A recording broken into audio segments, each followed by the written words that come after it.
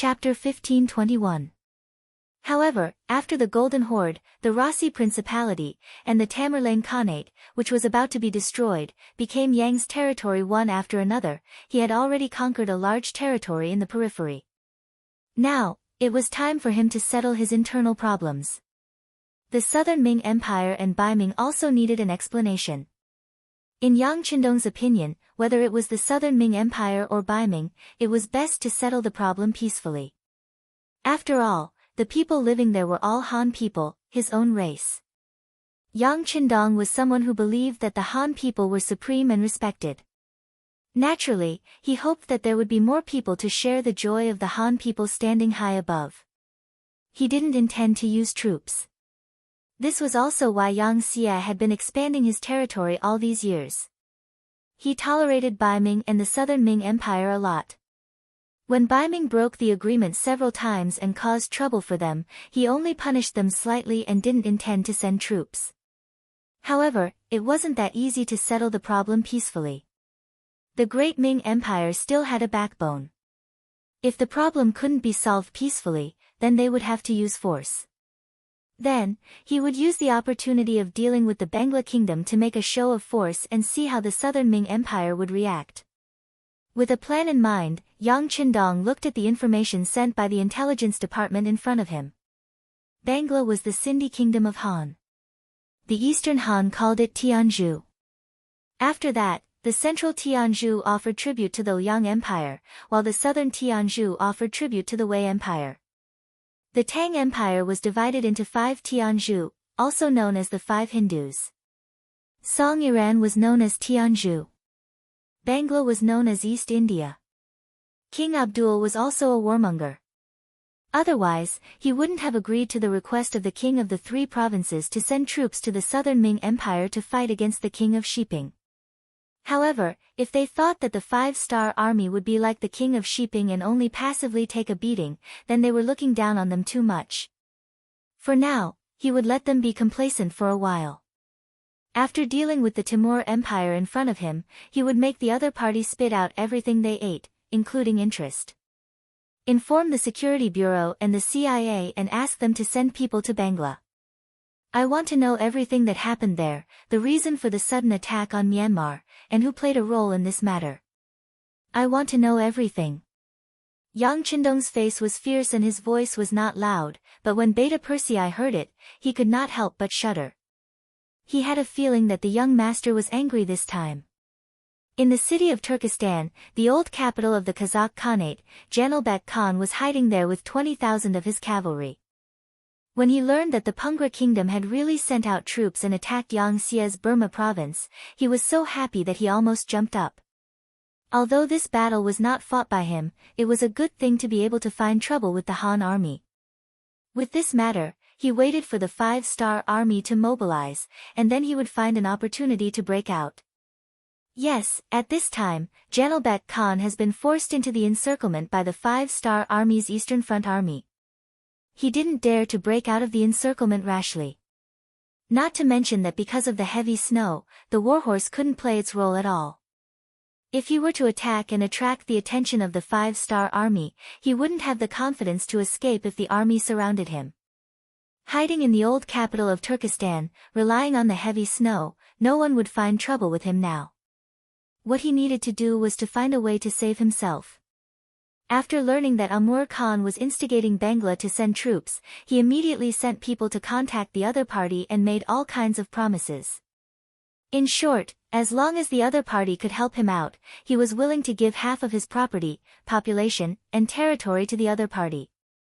It can be said that in order to protect himself, Janilbek Khan promised everything he could. The next step was to wait bitterly, waiting for the news of the war to relieve his pressure. Now that he finally heard the good news and learned that the Pungra kingdom had indeed sent troops, the feeling was like being enveloped by the warm sun in the cold winter, making him feel very comfortable. Immediately send out scouts and keep an eye on the 5-star army's movements. As long as they show signs of leaving, immediately report back. Janilbek Khan said with a slight excitement in his voice. A group of scouts left Turkestan under the order. But whether it was Janalbek Khan or those scouts, they didn't know that in front of an inconspicuous pile of snow on the outskirts of Turkestan, a group of dozens of people was closely watching every movement. When those scouts left the city, they saw this scene with their own eyes. Reluctantly putting down the binoculars in his hand, Wang Yanhong sighed in his heart at the power of this object. He whispered to Bai Shuang, who was lying on the snow beside him, "That's right, I know some of these scouts. They are the trusted aides of the Great Khan, and they usually don't leave Janalbek Khan's side." "Oh, so this Great Khan is very likely to be hiding in this city." After Bai Shuang heard this, a smile appeared in his eyes. He finally caught a big fish. The Eastern Front had been fighting with the Kazakh cavalry for a long time, but because the terrain of Ili wasn't suitable for a large cavalry legion to fight, they couldn't display their advantage. In the end, they didn't gain enough advantage. Now that Ili had surrendered, the Five-Star Army's main force on the Eastern Front could smoothly advance. But because the position of the Army was relatively far behind, by the time Bai Shuang received the news, the new army had already set off and met up with the main force of the world's first cavalry legion in Akmo City. Then, they moved side by side to surround the Timur Empire. He had once walked out of the world's first cavalry legion, and had interacted with the new army many times. Bai Shuang was very familiar with these two armies. It was also because of this familiarity that he knew how difficult it was to snatch food from the tiger's mouth. Instead of racking his brains to think of ways to snatch merit from these two strongest armies, it was better to find a shortcut. Bai Shuang led the army to search for the main force of the Kazakh army. He also invited Wang Yanhong, who was very familiar with the situation of the Kazakh Khanate, to guide them. In the end, their target was the old capital of the Kazakh Khanate, Turkestan City. Logically speaking, even if it was the old capital, as long as Janabek Khan had the slightest bit of intelligence, he wouldn't be hiding there. However, this person was playing the game of darkness and was hiding there. Before, this was only Wang Yanhong's analysis. In his eyes, his Khan was a person who liked to take risks. But now, when he saw the scouts leave the city, his guess became reality. After knowing where the target was hiding, Bai Shuang's eyes flashed with a light of wisdom. He knew that it was time to draw in the net. Right now, it was snowing heavily outside, blocking the road. But because of this, no one would think that they would choose to attack in such bad weather. This was where his advantage lay. As long as the method of surprise attack was correct, even the heavy snow wouldn't be able to stop Janabek Khan from becoming their prisoner or a ghost under their blade. Leave a group of people to continue watching. Everyone else, retreat with me. After Bai Shuang made up his mind, just like when he came, he quietly retreated from outside the city. On the third day, 5,000 Five-Star Army soldiers wearing white cloaks began to approach Turkestan City under the cover of darkness. The one who received the surprise attack mission was Zhuang Cheng, the commander of the Direct Military Guard Regiment, and some soldiers from the 301st Division. The 5,000 white cloaks were also part of the Army's stockpile. Under the white snow, the white cloaks were the best concealment items. Unless the moonlight was particularly strong, it would be very difficult to be discovered with one's eyesight. Coincidentally, the night Zhuangqing attacked was very dark, and the visibility was only 7 or 8 steps away. When the 5,000 soldiers crept closer to the city, the Kazakh soldiers on the city wall didn't notice them at all. Perhaps in their eyes, on such a cold night with such heavy snow outside, it was impossible for anyone to attack them. This was human nature. Many times, taking things for granted would lead to a big mistake. When Janabek Khan promised to let Bangla attack Yangxia, his fate was already sealed. The night was very cold, about -30 degrees Celsius. Lying in a pile of snow, even though he was wearing a military coat full of cotton, as long as he didn't move for a while, his body would immediately turn cold. Even so, not a single soldier complained about being tired. Therefore, everyone was holding back, waiting for the moment to erupt, because they would not forget that once this operation was successful, everyone who participated in the battle would have a meritorious service, and that would be a reward of shining silver. And if the meritorious service was too great, in their hometown, the government would beat gongs and beat drums to send food and oil. That was a very glorious thing, and also what every soldier hoped for. Time passed by slowly. Behind Zhuangcheng, Bai Shuang also brought the Yi army's main force of over 30,000 people. Seeing that there was only a vast expanse of white in front of them, too high, the commander of the 301st Division couldn't help but ask worriedly, "Commander, do you think Commander Zhuang and the others will be fine? After all, the weather is so cold." "Nothing will happen, we have to believe in our comrades." Bai Shuang's gaze was resolute as he looked forward. After that, he silently said in his heart, "The soldiers must hold on for another hour. When midnight comes, it will be time for them to launch an all-out attack."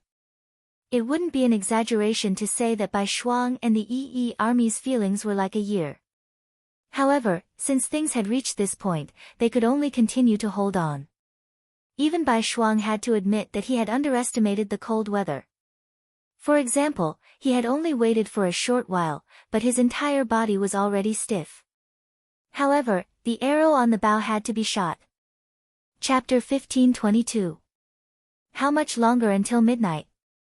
Bai Shuang had asked this question countless times, and Xiao Qing, the commander of the 1st Battalion of the Guard Regiment, had answered it countless times. Finally, when there were less than 3 minutes left, his voice was filled with excitement as he said, "General, there are still 3 minutes left." "Good, good. Pass down the order. All troops get ready to charge." Turning his head to look at the dense crowd behind him, the corners of Bai Shuang's mouth trembled as he spoke. Because of the snow, more than 30,000 people were changed from cavalry to infantry, which made them unable to take advantage of their speed. They would have to rely on their feet to charge, but he believed that even so, victory would definitely belong to them. Because they had a strong and firm belief. On the city wall of Turkmenistan, the 5,000 five-star army soldiers began to slowly unfreeze from their frozen state. One by one, the soldiers slowly raised their heads, revealing a determined gaze. After waiting for more than 2 hours, the bone-chilling wind had already penetrated their clothes and entered their bodies. Many people had already suffered from slight frostbite. But everyone was in a good state of mind. Perhaps this was what it meant when there was a great reward. When the time was almost up, with Commander Zhuangcheng taking the lead, everyone slowly raised their heads. Then, the soldiers of the assault team took out their throwing hooks and threw them up the city wall. With the sound of the wind at night, no one even cared about the sound of the triangular anchor stuck on the city wall. Then, the assault team members climbed up one by one like agile monkeys and went straight to the almost undefended city wall of Turkmenistan. It was incorrect to say that there was no defense. Although Janibek Khan didn't want people to know that he was in the city, he still arranged for patrols on the city wall. But because it was midnight, and it was freezing outside, no one thought that someone would attack the city at this time. The patrols on the city wall had already huddled up in a shelter from the wind and were sitting together to warm each other. The people on duty at this time weren't very lucky and were full of complaints. They were lazy and didn't need to worry about the officers coming to check on them. After all, in this kind of weather, who wouldn't want to stay in their warm beds and not come out? The direct result of this was that after the commandos ascended the tower, no one could stop them. It was only until a small group of 30 people took advantage of the darkness to sneak down the stairs that they discovered a group of 50 Kazakh soldiers. They were huddled together, some were sleeping, some were talking, and some were trying to distract themselves. 30 against 50. If it was a direct confrontation, it was obvious that the side with fewer people would be at a disadvantage. But at this time, the side with more people was completely unprepared, and the side with fewer people were all fierce assault team members. The result would be the right one. After seeing this formation, the assault squad leader named Bai Zhuangcheng made a few hand gestures in the dark. Immediately, 20 of his squad members split up to flank the enemy from the left and right. Another 10 squad members saw an opportune moment and sprinted towards the passageway leading to the bottom of the city tower like leopards. The sudden movement quickly attracted the attention of a few soldiers who were chatting, but they didn't have the chance to shout anything. A black shadow suddenly appeared in front of them, and the sharp blade slashed across their throats. One after another, the Kazakh soldiers didn't even have the chance to shout before they felt the strength in their bodies being sucked out. Then, the figure swayed and fell to the ground with a plop. After that, more and more commandos appeared. This patrol team of 50 people either watched with their eyes wide open as they were killed by Dao Feng or lost consciousness while still in their dreams. From the beginning to the end, no more than 2 minutes had passed, and there was no other movement. Phew. After inspecting the corpses of the enemy soldiers, he discovered that all of them were dead.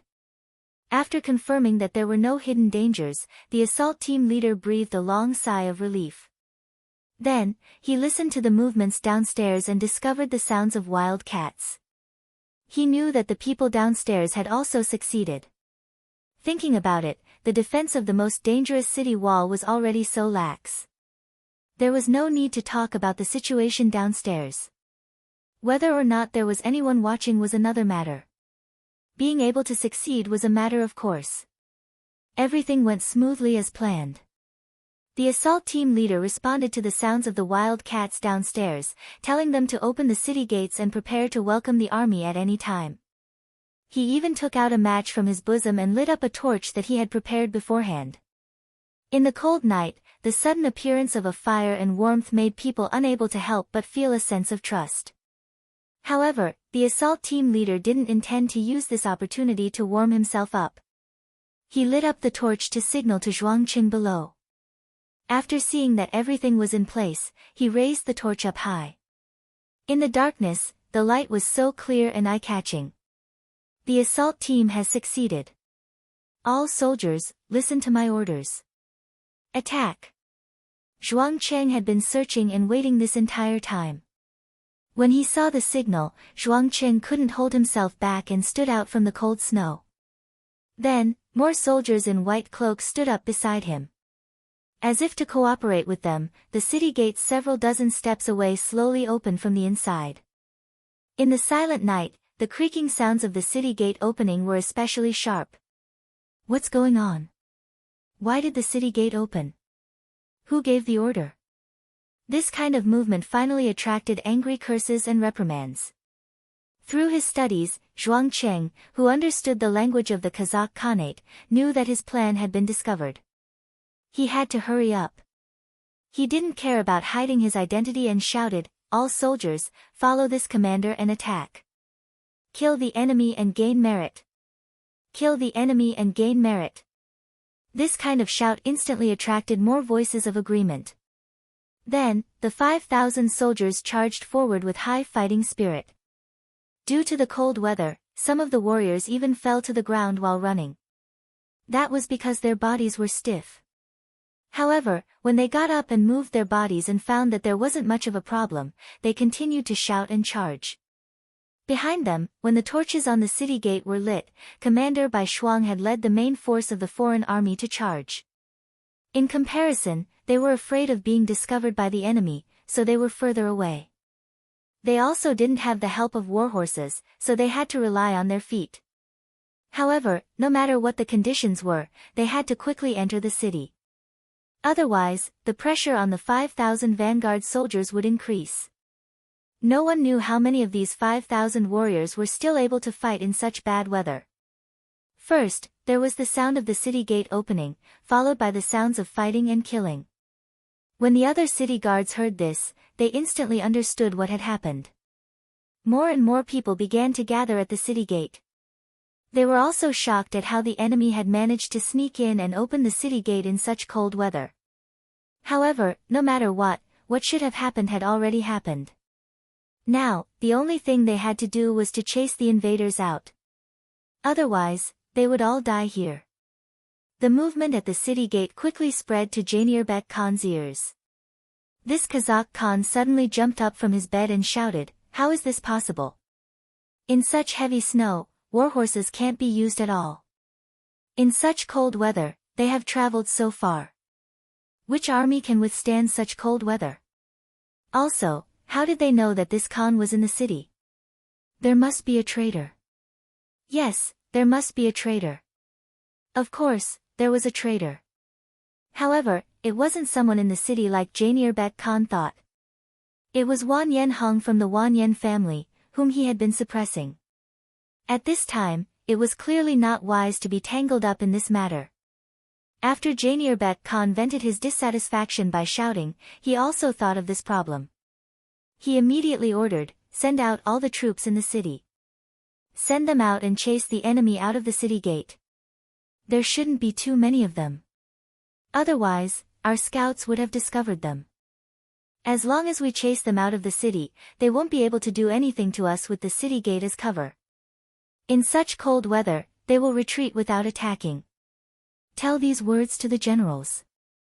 If they want to survive, they must use all their strength to kill the enemy." Janirbek Khan's analysis was reasonable. When his words reached the ears of the generals, they also deeply agreed with him. Then, nearly 20,000 troops in the city were mobilized and pressed against the east gate that had been opened. At this moment, there was an intense battle going on at the east gate.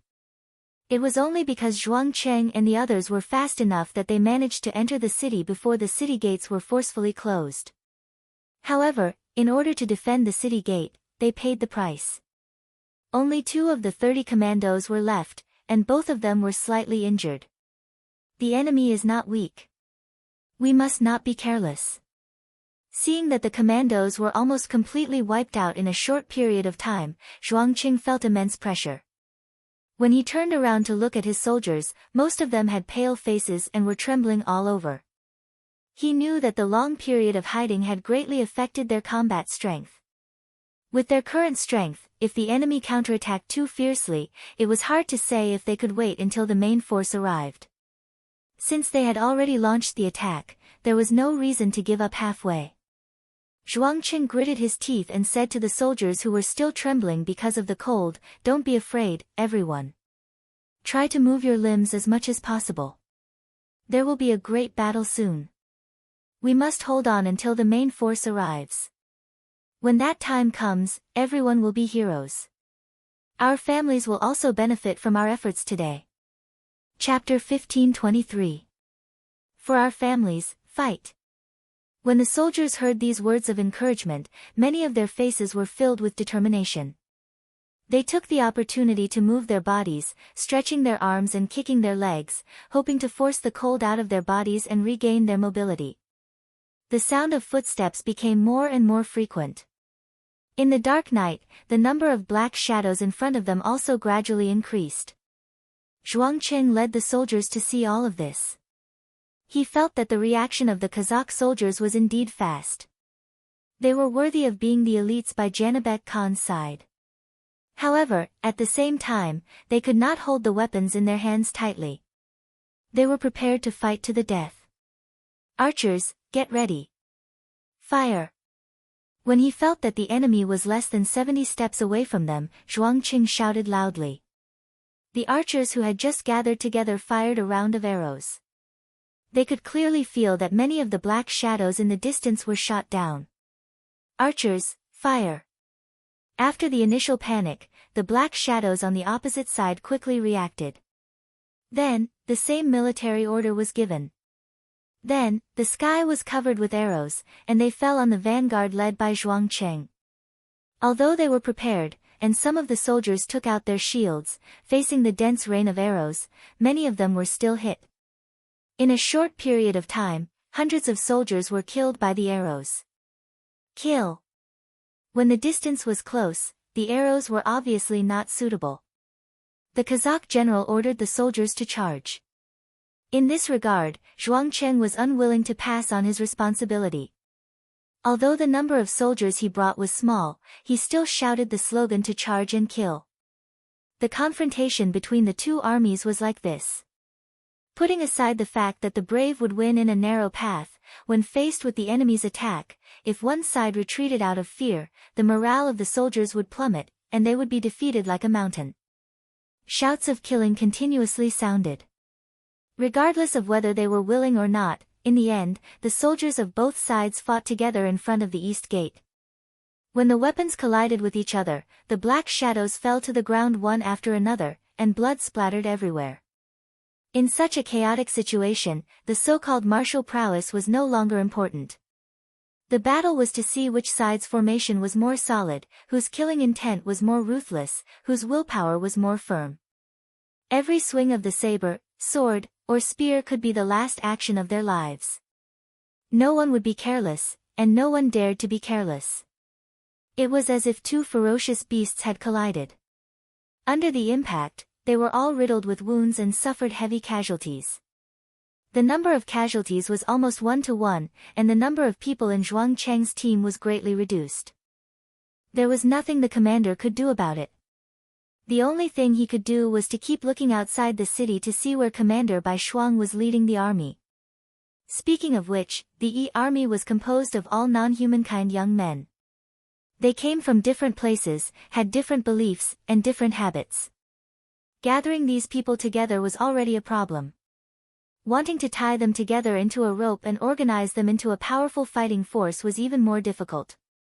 Even though Commander Bai Shuang had put in a lot of effort for this and had basically eliminated the barriers between the different races, their combat strength was still far inferior to the veteran New Third Army and other veteran armies. Compared to the world's first cavalry army, the gap between them was unimaginably huge. Many times, the Yi army would win because they had more people and momentum. They would win because Commander Bai Shuang's command was correct. Once it was a one-on-one battle, their weak side would be exposed, just like what was happening right now. After a quarter of an hour of battle, Zhuang Qing could feel that there were more casualties on his side. Apart from the fact that they were lying in the cold snow and couldn't use their full strength, it was also because their fighting ability and numbers were inferior. It was also thanks to the East City Gate's terrain that they couldn't place more troops at the same time. Otherwise, it would be difficult for them to hold on for more than a minute. Press on with the reserves. No matter what, we can't abandon the city gate, even if we have to fight to the last man. Zhuang Qing said with a serious expression. When he said this, he was already prepared to sacrifice himself. He absolutely could not allow the East Gate to be snatched back by the enemy. If that happened, their strategic intentions would be exposed, and it would be very difficult to deal with Janelbek Khan, who had the city wall to rely on. This was the time for the Yi army to amaze the world. In the cold weather, all the 5-star army were resting, but only the Yi army took the initiative to attack. If they could achieve a great victory, their influence would undoubtedly be even more shocking. The name of the Yi army would also resound throughout the 5-star army. At that time, who would dare to look down on them? In order to kill the enemy and gain merit, for the Yi army, Zhuang Cheng was willing to give up his life. Unless he died, he would never let the enemy regain control of the gate. Quick, faster. Those who can run, run first. Don't worry about the formation. Bai Shuang led more than 30,000 soldiers and ran over from 5 miles away. At this time, even the soldiers with good stamina were panting. If he were to run on flat ground, the distance of only 5 miles was nothing to him. He would be able to rush over with his army in less than a quarter of an hour. Moreover, he would have the ability to join the battle immediately. However, in the heavy snow, it was a different story. The snow was knee-high, and every step was very difficult. Many times, when one stepped on an empty space while flying at a high speed, it was possible for one to sink into the ground. Even if they stepped on the ground, they would often pull out one leg and the other leg would sink into the snow. In such an environment, it was impossible to make use of the advantage of speed. Therefore, after walking for a quarter of an hour, they didn't even cover half of the distance of 5 miles. If they continued like this, it was impossible to reach the gate in time. This would increase the pressure on Commander Zhuang Cheng. It was even possible that he would abandon the gate. In a moment of desperation, Bai Shuang saw Tu Hai of the 301st Division. He was leading hundreds of soldiers to clear the path for everyone, and he was even stopping to wait for the main force of the army. He had an idea and gave the order to attack alone without the need for a group. The first 10,000 people to reach the gate will be rewarded with military merit. Once Bai Shuang gave the order, Tu Hai was only stunned for a moment before he left the formation of the army and began to speed up. Behind him, there were hundreds of people following closely. Even further away, there were hundreds and thousands of people who also began to speed up, trying their best to run forward. The speed of the army finally increased, and Bai Shuang couldn't help but sigh in relief. Now, it was up to Zhuang Cheng and the others to see how long they could hold on. This time, they couldn't lose no matter what. This was a good opportunity for the Yi army to make a name for themselves. For this reason, Bai Shuang didn't ask for help from the Cold Front 4th Division on the Eastern Front. Otherwise, with an army with firearms, they wouldn't care about the city walls of Turkmenistan. Bai Shuang was a little nervous, but Zhuang Cheng at the East Gate had already forgotten what nervousness was. When he saw wave after wave of soldiers charging up and falling down, and when the smell of blood reached his nose, he had already disregarded life and death. At this moment, there was only the enemy in his eyes. There was only killing the enemy. Perhaps it was because the 5-star army's counterattack wasn't intense, but the Kazakh soldiers' morale was greatly boosted.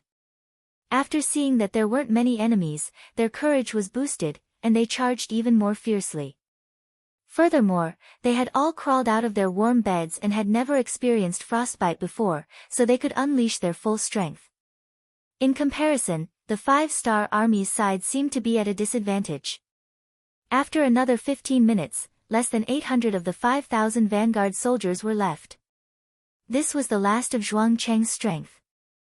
Seeing so many of their comrades die in front of them, the remaining 800 people's eyes were red, and the veins on their hands holding their swords were popping out, reflecting their anger. Even if they joined the 5-star army, even if they joined a different army, it was tantamount to tying their fates together. Without a military order, they could only advance and not retreat. This was an iron law. If anyone dared to disobey, not only would they be beheaded, even their family would be implicated. Their family would have to bear the name of a deserter and live a difficult life. Whether it was for their own dignity or for their family, these 800 people couldn't retreat. Either they killed the enemies charging at them, or they were killed by the enemies. There was no third way. Come, fight for yourself, fight for your family. Zhuang Qing pulled out his sword and said with a murderous look on his face. Fight, fight for our family. The 800 warriors all shouted in unison and took out their weapons. Under Zhuang Cheng's lead, they charged at the charging Kazakh soldiers.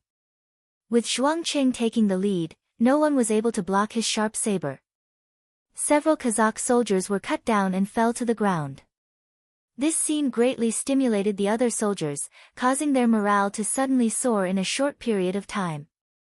They forced the Kazakh soldiers to retreat by a distance of nearly 10 feet.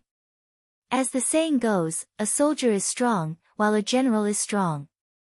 Zhuang Cheng's bravery set an example for the other soldiers, allowing them to display their own potential and make a temporary turnaround. The Kazakh soldiers didn't expect this result. When many of the Kiliarchs saw that the 5-star army was at the end of their rope, they couldn't help but have a fearful expression. As the saying goes, the unreasonable are afraid of the reckless, and the reckless are afraid of those who don't care about their lives.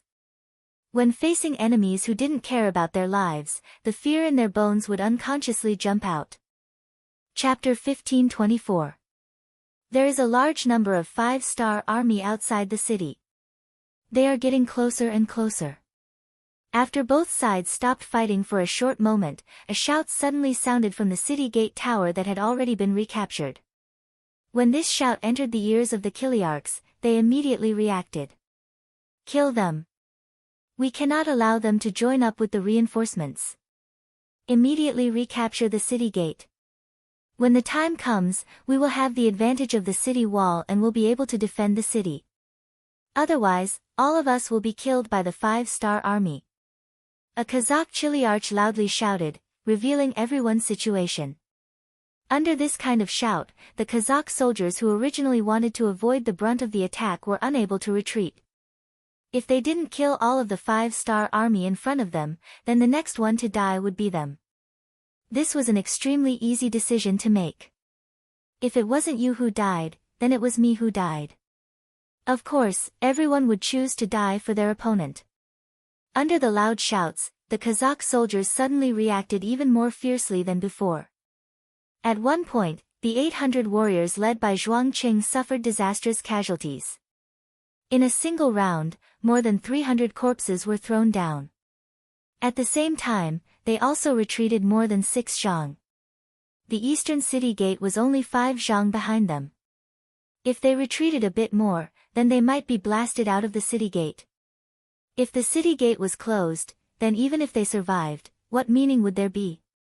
Stomping his foot and gritting his teeth, Zhuang Cheng's face revealed a resolute expression as he loudly shouted, "Warriors, behind us is the city gate. We already have no way to retreat. Now, let us spill the last drop of blood in our bodies and stake it all against the enemy. Stake it all." There were less than 500 people left, and there was no longer any fear on their faces. Under the premise that they already knew the result, they were instead afraid that they would leave. Right now, they were only thinking about how many enemies they could kill before they died. Killing one was enough, killing two was a profit. Even if a warrior didn't go to school, they would still calculate the gains and losses. Zhuang Qing and the others began to unleash the last of their strength. Under the full-force counterattack of nearly 500 men, under Zhuang Cheng's leadership, they didn't retreat a single step. Only when there were less than 100 men left, and almost all of them were injured, did the Kazakh soldiers on the city gate tower begin to shout and release arrows from above their heads. Needless to say, the reinforcements from the 5-star army had arrived. When they heard this voice, Zhuang Cheng and the others seemed to be filled with energy in an instant.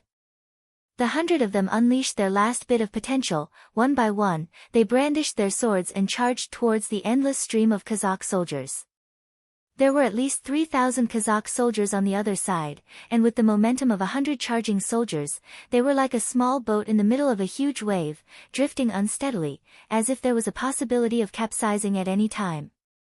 But even so, none of the warriors retreated. Instead, they stood there firmly like stone statues, not moving an inch. Zhuang Qing already had 4 knife wounds, 2 gunshot wounds, and 1 sword wound.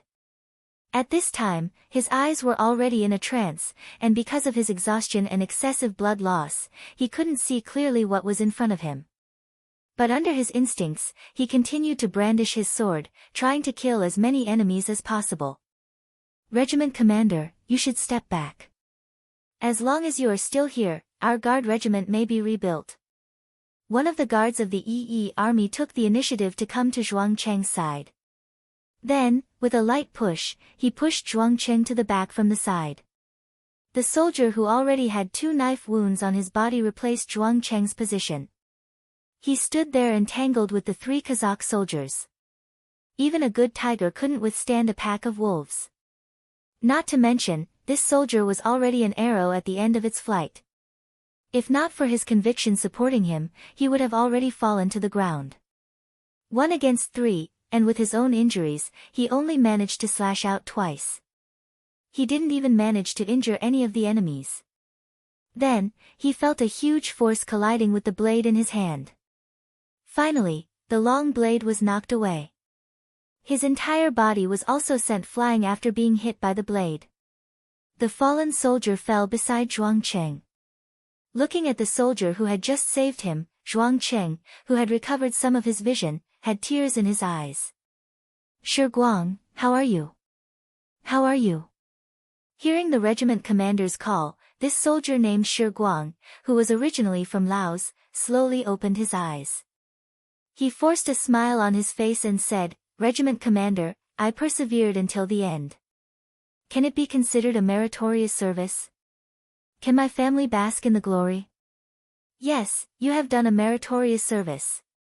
The military merits you have accumulated are enough to allow you to leave your registration and enter the Han dynasty. In the future, you will be a Han citizen. Your family will also be proud of you." Zhuang Qing recognized this soldier. When he joined the army, he was very timid. However, after knowing that he could leave his registration and enter the Han dynasty, he seemed to have changed into a different person.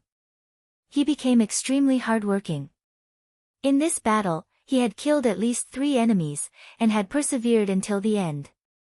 Killing 3 people in addition to the military merits before, he indeed had the qualifications to leave his registration and enter the Han dynasty. Zhuang Qing wasn't lying to him when he said those words. Instead, he just wanted him to leave safely. Is that so? That's great. I have a younger brother who can help me enter the Han dynasty. In the future, when I am no longer around, my family will have to rely on him. Is that okay? Regiment Commander. Shi Guang's eyes flashed with a glimmer of light. Perhaps that was the final radiance of a dying person. Yes, as the regiment commander, I promise you. Tears flowed from Zhuang Cheng's eyes. At this moment, Zhuang Cheng was covered in tears. Thank you, regiment commander. The soldier named Shi Guang finally smiled and closed his eyes. However, this closure would become permanent. Ah! Looking at the dead warrior who had just saved him lying in his arms, Zhuang Qing felt a surge of anger. He didn't know where he got the strength, but he stood up again. He pulled out his sword and slashed at the Kazakh soldiers who were charging at him. 1 slash, 2 slashes, 3 slashes. He did not know how many slashes he had made, nor did he know if he had killed anyone. Zhuang Qing only felt that the sky in front of him was dark. That was the sign of his physical strength being used to the extreme. Just when he was about to fall to the ground, a strong arm suddenly caught him. Following that, Division Commander Tu Hai's loud voice sounded in his ears. Regiment Commander Zhuang, you have completed the mission very well. Now you are very tired, you should go and rest. Men, is there any medical staff? Immediately save him. This was the voice that Zhuang Qing heard before he fainted. He did not know whether it was an illusion or reality. After that, he completely closed his eyes. Division Commander Tu Hai had arrived. He brought more than 1,000 soldiers with him. Behind them, more and more soldiers from the other army were entering the city from the east gate. In the eyes of the Kazakh Kiliarchs, they knew that the situation was over, and everything was over. With no hope left, some of them simply abandoned their weapons and knelt on the ground to surrender.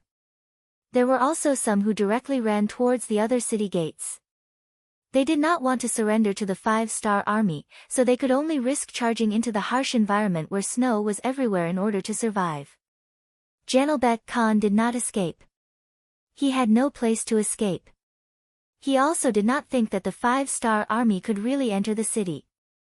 Just a moment ago, someone had reported that the 5-star army could be driven out of the city.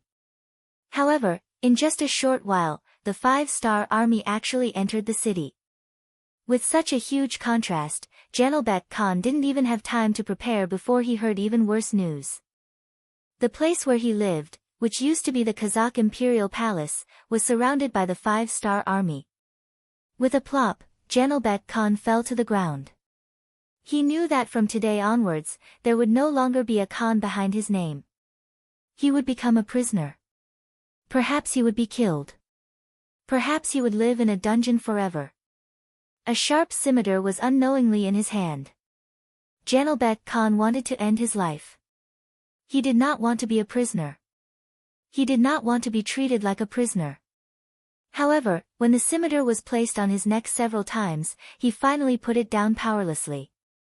He did not have the courage to do so. It was also at this time that Janelbek Khan realized that he was a coward. He did not even have the courage to die. At this time, he was in tears. He hated himself for being a coward. Even when countless soldiers from the 5-star army rushed in and dragged him away, his tears still didn't stop. The EE army actually managed to capture the city of Gelkistan when it was snowing heavily and captured the Kazakh Khan Janelbek. When the news spread, Amur, who was in Herat city, heard it and was shocked. He knew very well how difficult it was to launch an attack in the snow. The cold weather was likely to reduce the number of soldiers by a quarter or more. Not to mention the fact that they had to attack the city in such weather. The news showed that the 5-star army did not use any firearms to capture Turkmenistan city. Doesn't this mean that even in a battle of cold weapons, the 5-star army is quite strong? At this moment, Amur felt that he could not see any hope. Not only did Amur have such thoughts, everyone in the royal city was shocked when they heard the news. Some of the capitulators had their own thoughts. They firmly believed that the 5-star army was invincible and decided to surrender. As for those who supported the war, some of them were unconsciously shaken. Even if they didn't think for themselves, they still had to think for their families. If they still insisted on going to war, and the 5-star army really defeated them and took over the royal city, as the pro-war faction, where would they go from here? This kind of thinking also affected Great General Manjalatu. Originally, it was just some influential people who sent him messages. Their words were full of the idea of surrender. What 5-star army was invincible was everywhere. But now, even some of the generals under his command began to waver. This made him deeply distressed. He suddenly became worried about this war that he was originally confident in. When he took the initiative to find Amur and told him about his confusion and the situation in the army, he finally got some good news. That is, after the 5-star army went to the rear, there was another force called the Great Ming Dynasty that also attacked the rear of the 5-star army. The damage caused was even greater. Chapter 1525. The chaos in the rear of the 5-star army meant that the Timur Empire's opportunity had arrived. According to Khan Amur's plan, as long as they could withstand the first wave of attacks from the 5-star army, the other side would be forced to retreat and deal with their internal problems first. Once that happened, they would have a chance to catch their breath. Although placing the hope of survival on someone else wasn't a smart move, it wasn't a smart move. But at this moment, without a better choice, Manjalatu could only think like this. The king of the 3 provinces was Zhu Huiqiu. Originally, he had a good relationship with Bangla and they had worked together to deal with Shiping King Mu's family. Now that they were working together to deal with the 5-star army, it wasn't surprising. Even so, when the telegram reached the ears of Yang Qindong, who was waiting for the beginning of spring in the snow, it still aroused his anger. He already knew that Zhu Huiqiu was a two-faced person and sent troops to guard against him. But after Bangla invaded Burma, Yang Qindong moved the troops to deal with the problem there. He didn't expect Zhu Huiqiu to make a move at this time. It had to be said that Zhu Huiqiu grasped the opportunity very well. At least he caught the 5-star army off guard. Send a telegram to the Ministry of Foreign Affairs and tell them to put pressure on the Southern Ming Empire. Zhu Huiqiu is the king of the 3 provinces. Now that he suddenly sent troops, they have the right to control it. Also, send a telegram to the 1st Division of the Cold Front to stop training new recruits and go to Yunnan province. We want to show some people how powerful we are. Yang Qindong said with a deep expression. Hearing that the 1st Division of the Cold Front was mobilized, Beta Persei's eyes flashed with surprise. Even if they were all part of the Cold Front, there were differences in strength. For example, the 1st Division of the Cold Front was the most elite of the Cold Front. If entering the Cold Front was a very difficult thing, then entering the 1st Division of the Cold Front was even more difficult. Their test was second only to the Black Cavalry. Because of this, they shouldered the task of training the new Cold Front. Everyone was an instructor, and everyone was the backbone. Even an ordinary soldier could calmly become an outstanding squad leader. This was simply a teaching brigade. One could imagine how powerful such an army would be. Coupled with the fact that they were fully equipped with firearms, their combat prowess was astonishing enough to deter any opponent. Now that the young master had sent this army, it was obvious that he hated Zhu Huixin. The telegram was transmitted to the headquarters of the army in Crimson City. After receiving the telegram, Leng Song immediately ordered someone to summon the commander of the 1st Division, Ting Shan. In less than half an hour, Ting Shan, who was riding an electric motorcycle, appeared at the headquarters. It had been some time since the engine was successfully developed, and it had been used in many fields. Among them, there were many battery-powered vehicles. When this thing was first born, it truly frightened many people. Especially when they saw that this thing did not require manpower to move, and it was not slow at all, everyone was completely convinced by science. This was especially true for those scholars who had been lured from Northern Ming and Southern Ming to Crimson City through various channels. They didn't dare to spout nonsense and pick on the flaws in science. On the contrary, many people began to change their subject. They put aside the 4 books and 5 classics and asked about applying to Yangxia Academy. As the commander of the 1st Division of the Cold Front, Ting Shan was definitely one of the oldest people following Yang Qindong. Even though he was only a major general and a division commander, he was still a commander. However, even if he was given the position of commander of a group army, he would not be able to exchange for this position. He was the commander of the 1st Division of the Cold Front, and his existence was equivalent to the leader of a teaching brigade. At least 60% of the soldiers of the Cold Front were indirectly or directly related to him. They were either his students or his students' students. A person with this kind of experience naturally had to own a battery-powered vehicle. When he rode past in a flashy manner, followed by a group of panting guards who were chasing after him on bicycles, there was no need to mention the smugness on his face. Ting Shan came to the office of the deputy commander of the army headquarters, Ling Song. After he knocked on the door and entered, he saluted and sat on the guest chair in the office. He poured himself a cup of hot tea and asked with a smile, "Ling Song, do you have any instructions? Is there a tough battle that you want our division to fight?" When Ting Shan asked this question, he still spoke in a joking tone. He knew very well that on the surface, he was a division commander, but in reality, he was the leader of the teaching brigade of the Cold Front. From time to time, he would also be the leader of the training brigade of the new corps and even the recruit division. There were too few times when he would be needed on the battlefield. Even though he also heard that Myanmar was not peaceful right now, and that Vietnam was also caught in the whirlpool of war, he still did not think that he would be needed. This sentence was more of a joke than anything else. What he did not expect was that Ling Song, who heard this sentence, had a shocked look on his face. "What? You already know about it? What do you mean? What do you mean?" At this moment, Ting Shan suddenly stood up. He felt that he seemed to be right. Could it be that he was really needed in the future? If that was the case, it could not be better. At this moment, he was somewhat unable to suppress his excitement. When Ling Song saw Ting Shan's reaction, he knew that he was overthinking. Ting Shan did not know anything at all. He should have just said it casually. When he thought about how the 6th young master's telegram had been sent directly to him, he laughed and said, "You're in luck, kid. The 6th young master has appointed the 1st Division of the Cold Front. This time, you can show your face properly." Ah!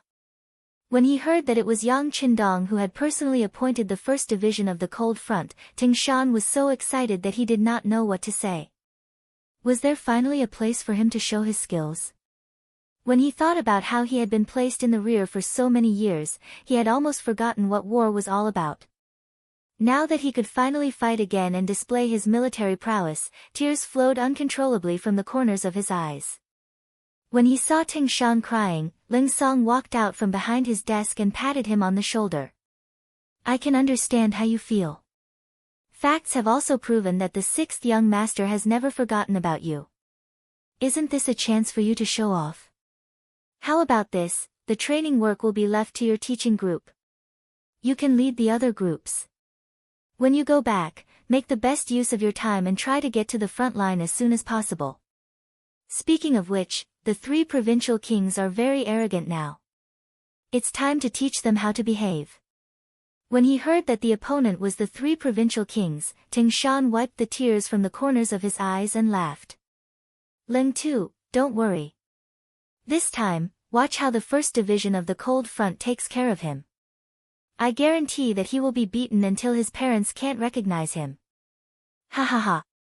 If it was anyone else who said this, even if it was another division of the Cold Front, Ling Song would not take it seriously.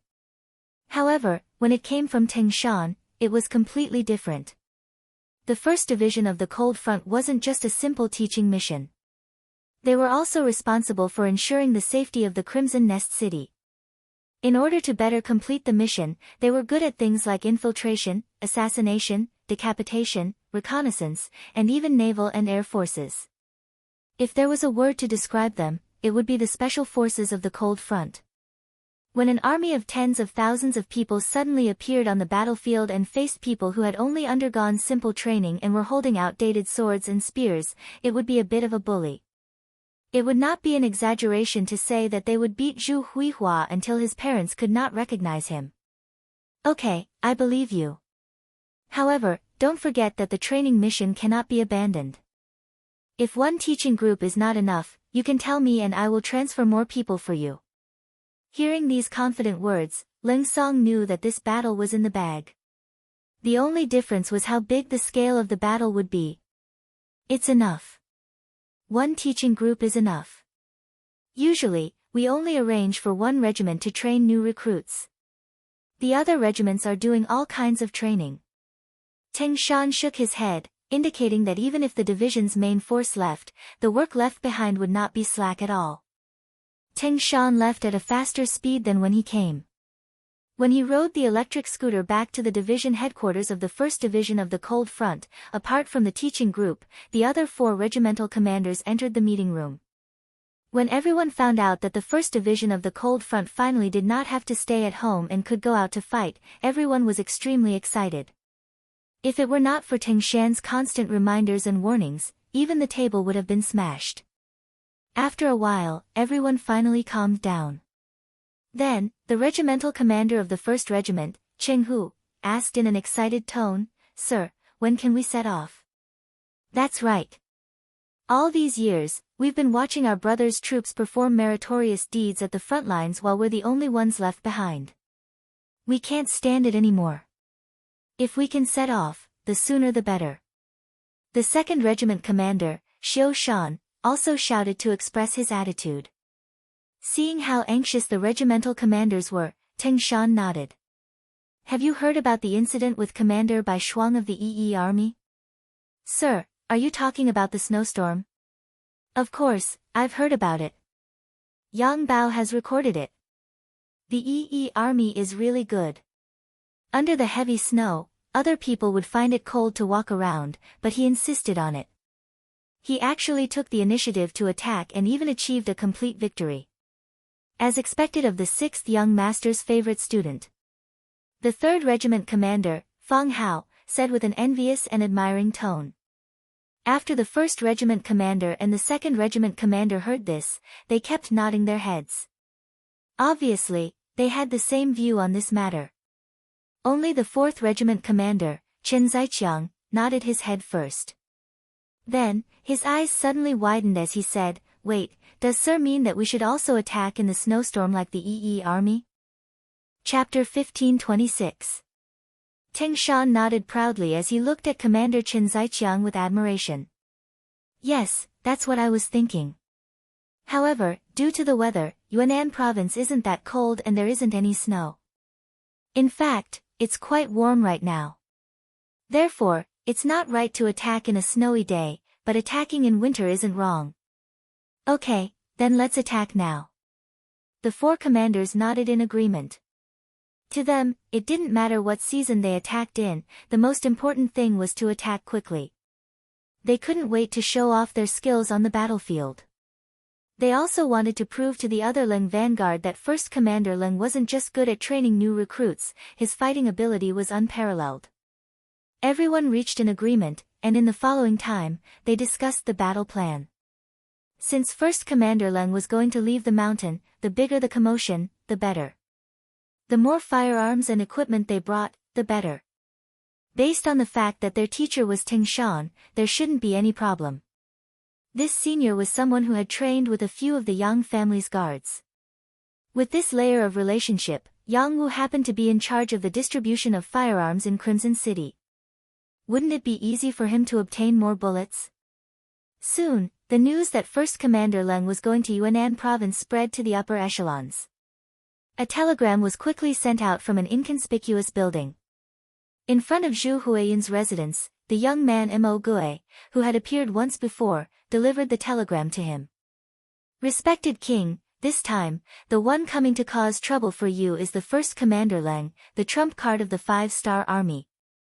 After showing the contents of the telegram to Zhu Huiyin, Mo Gue took a few steps back and shut his mouth. He was just a messenger, and didn't have the authority to make decisions on many important matters. He only had reminders and suggestions. Even so, he would say what he should say, but he wouldn't say a word about what he shouldn't say. The tall Zhu Huichen took a glance at the telegram. When he looked at Mo Gui, his eyes were full of curiosity. He still didn't know who the master behind Mo Gui was, but his intuition told him that the identity of the mysterious person behind Mo Gui wasn't low. He might even be a powerful person. Otherwise, how could he know the movements of the 5-star army so quickly? Out of curiosity, Zhu Huichen sometimes had the idea to capture Mo Gui and torture him to find out who his master was. But in the end, reason prevailed over impulse. Since the other party didn't want to meet him, it meant that it wasn't time yet. He still needed to continue waiting. Otherwise, even if he captured the person, he might not be able to get the answer he wanted. Mr. Mo, thank you for your information. However, wasn't it a little too simple?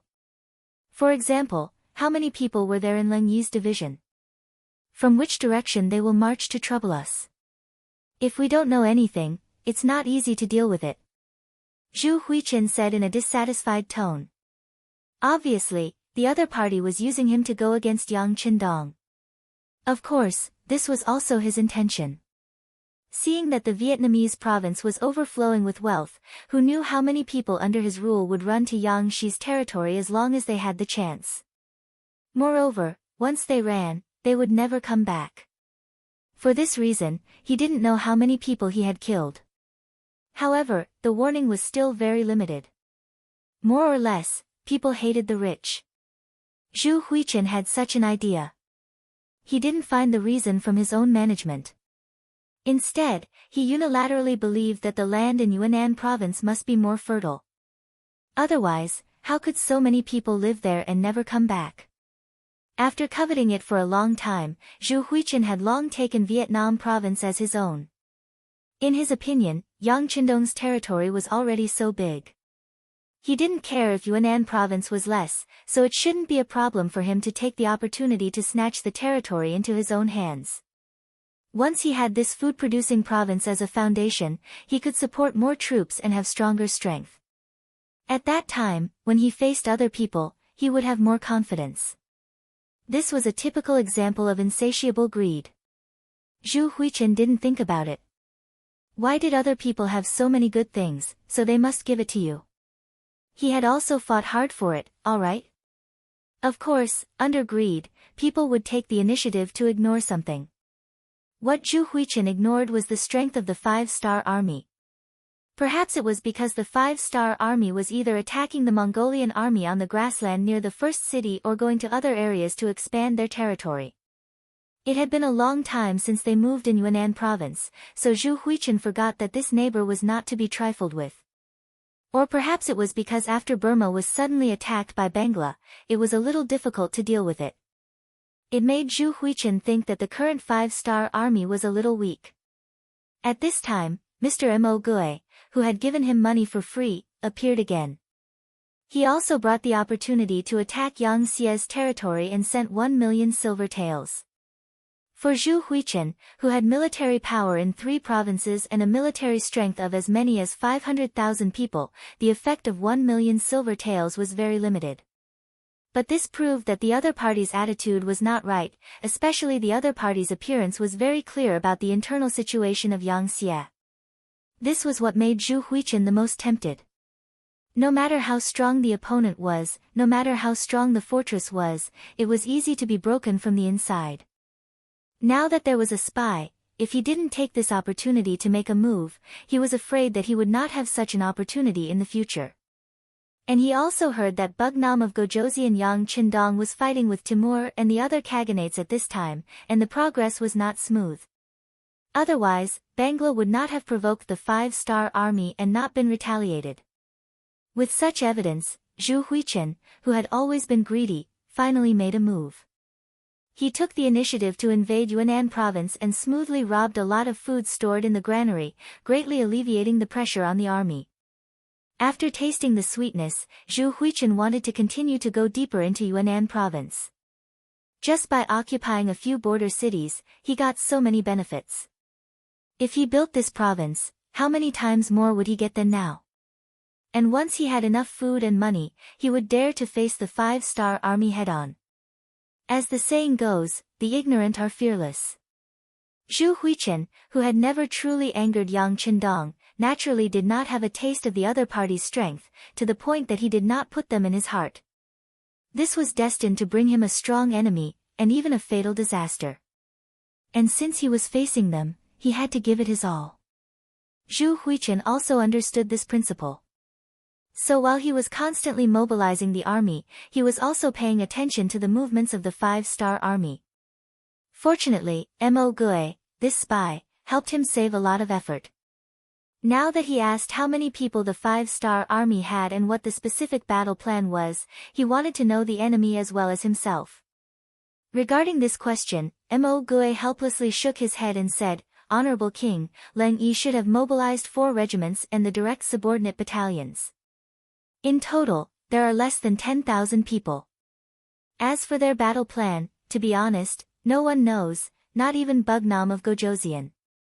After the 5-star army received a mission, unless there is a detailed battle plan, they are allowed to do whatever they want on the battlefield."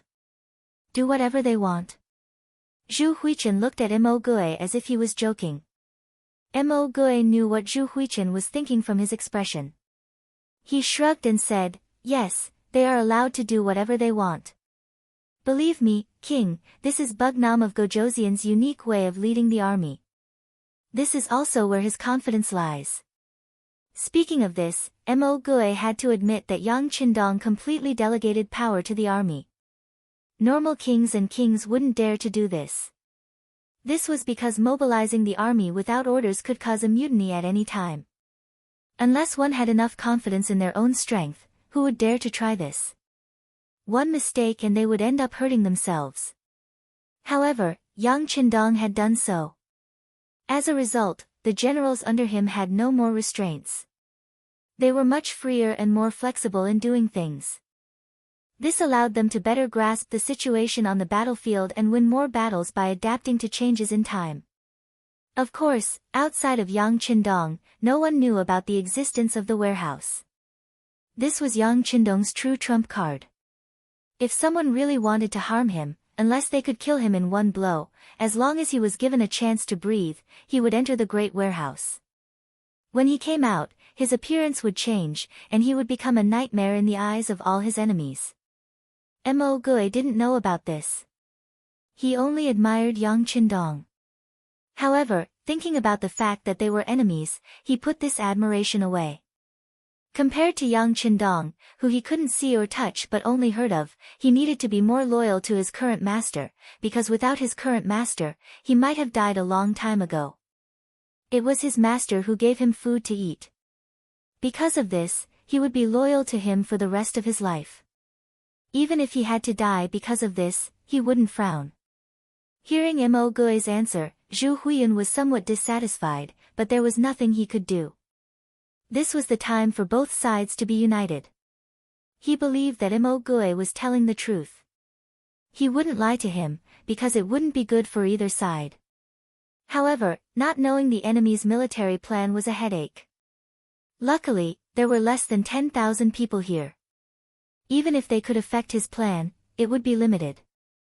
Thinking of this, Zhu Huiyun's expression became much better. He looked at Mo Gui and said, "I understand. I will tell the army to be careful. I hope Mr. Mo can find out about this army as soon as possible and provide us with useful information to create a chance for my army to surround them." "Yes, Your Majesty." Mo Gui nodded calmly. He didn't know how important First Ling's division was to Zhu Huiyun.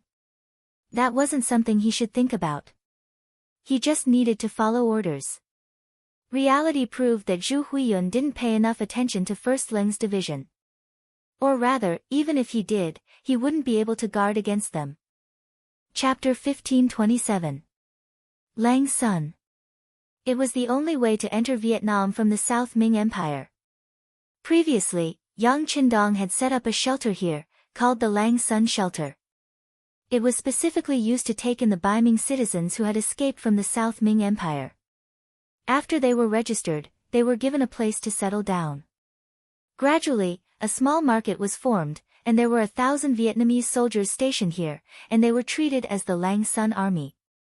However, when Zhu Huihua had led his troops south, this place had been taken over, and became an important supply route for him.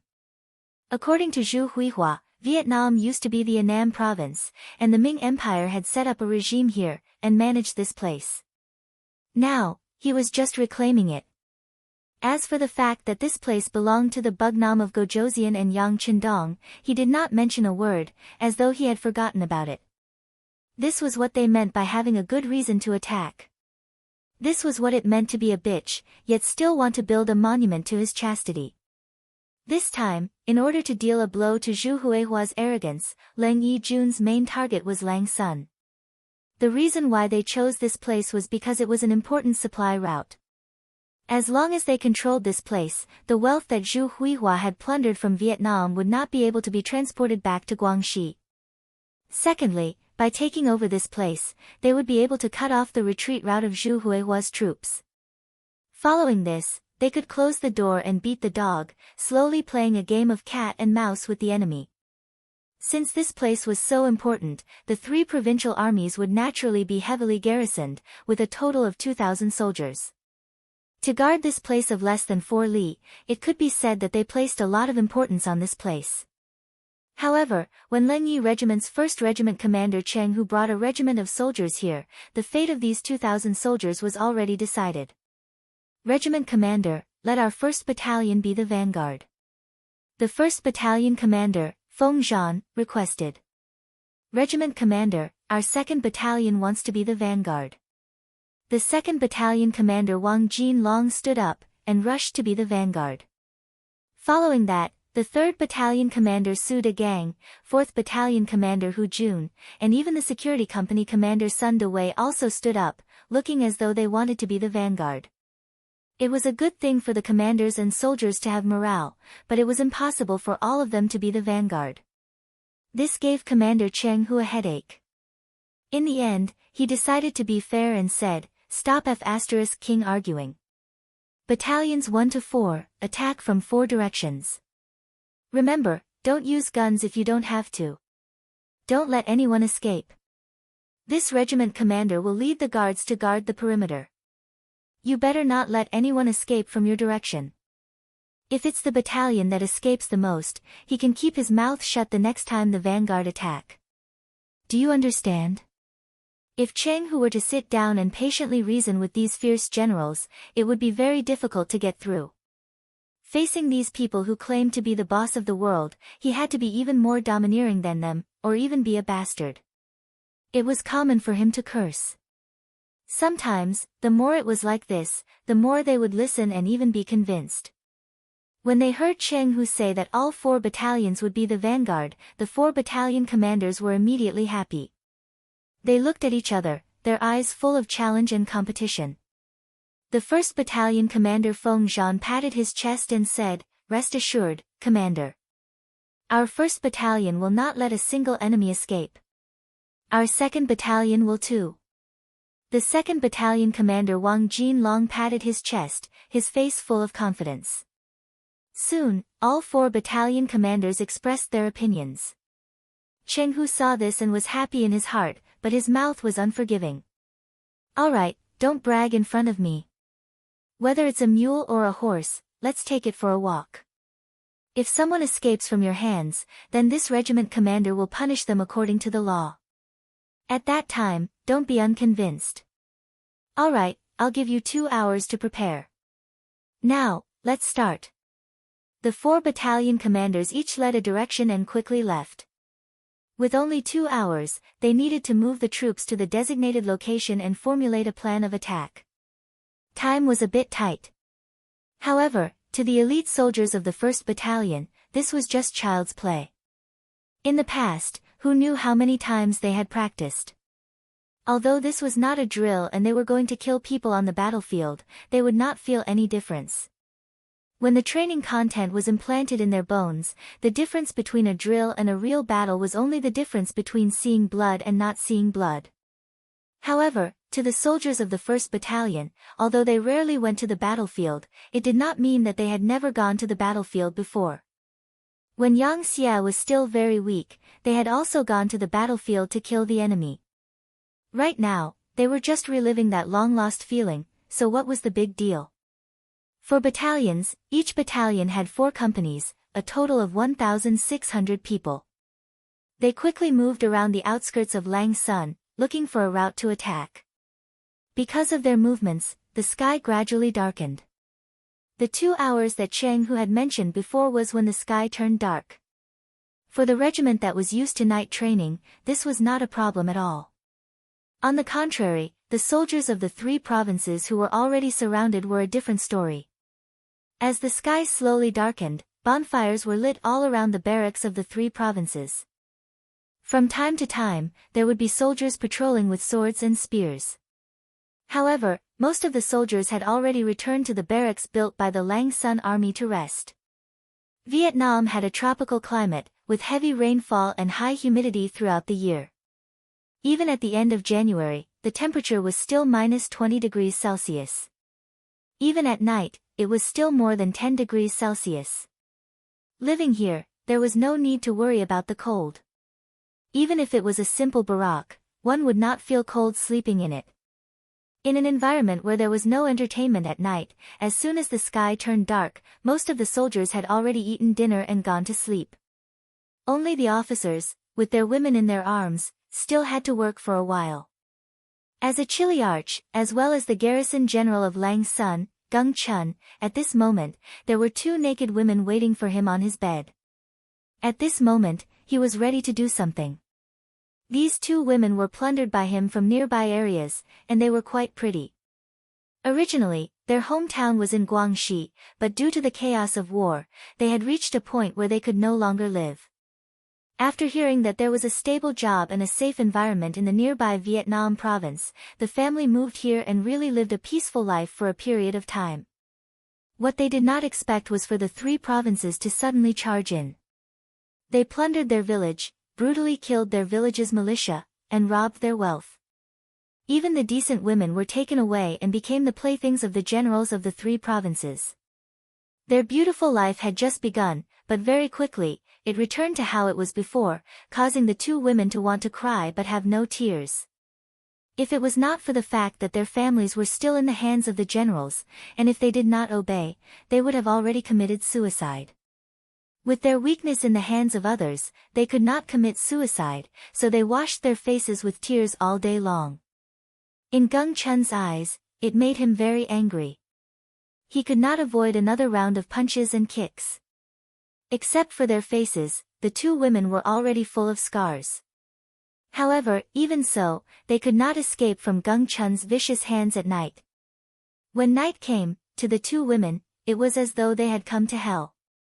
However, they did not know that a new hope was right in front of them, because at this moment, it was time for the 1st Regiment to make their move. After 2 hours, the soldiers of the 4 battalions had all returned to their positions. The battalion commander and a few company commanders sat together and quickly came up with a battle plan. It was worth mentioning that each battalion left a mobile company behind, to prevent any enemies from escaping. They remembered the words of their regiment commander, Cheng Hu, and did not want to lose the chance to fight again because of an enemy that escaped.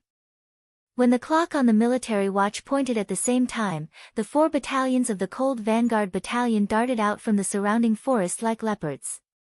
Under the cover of the moonlight, their figures were like ghosts as they approached the camp of the 3 provinces.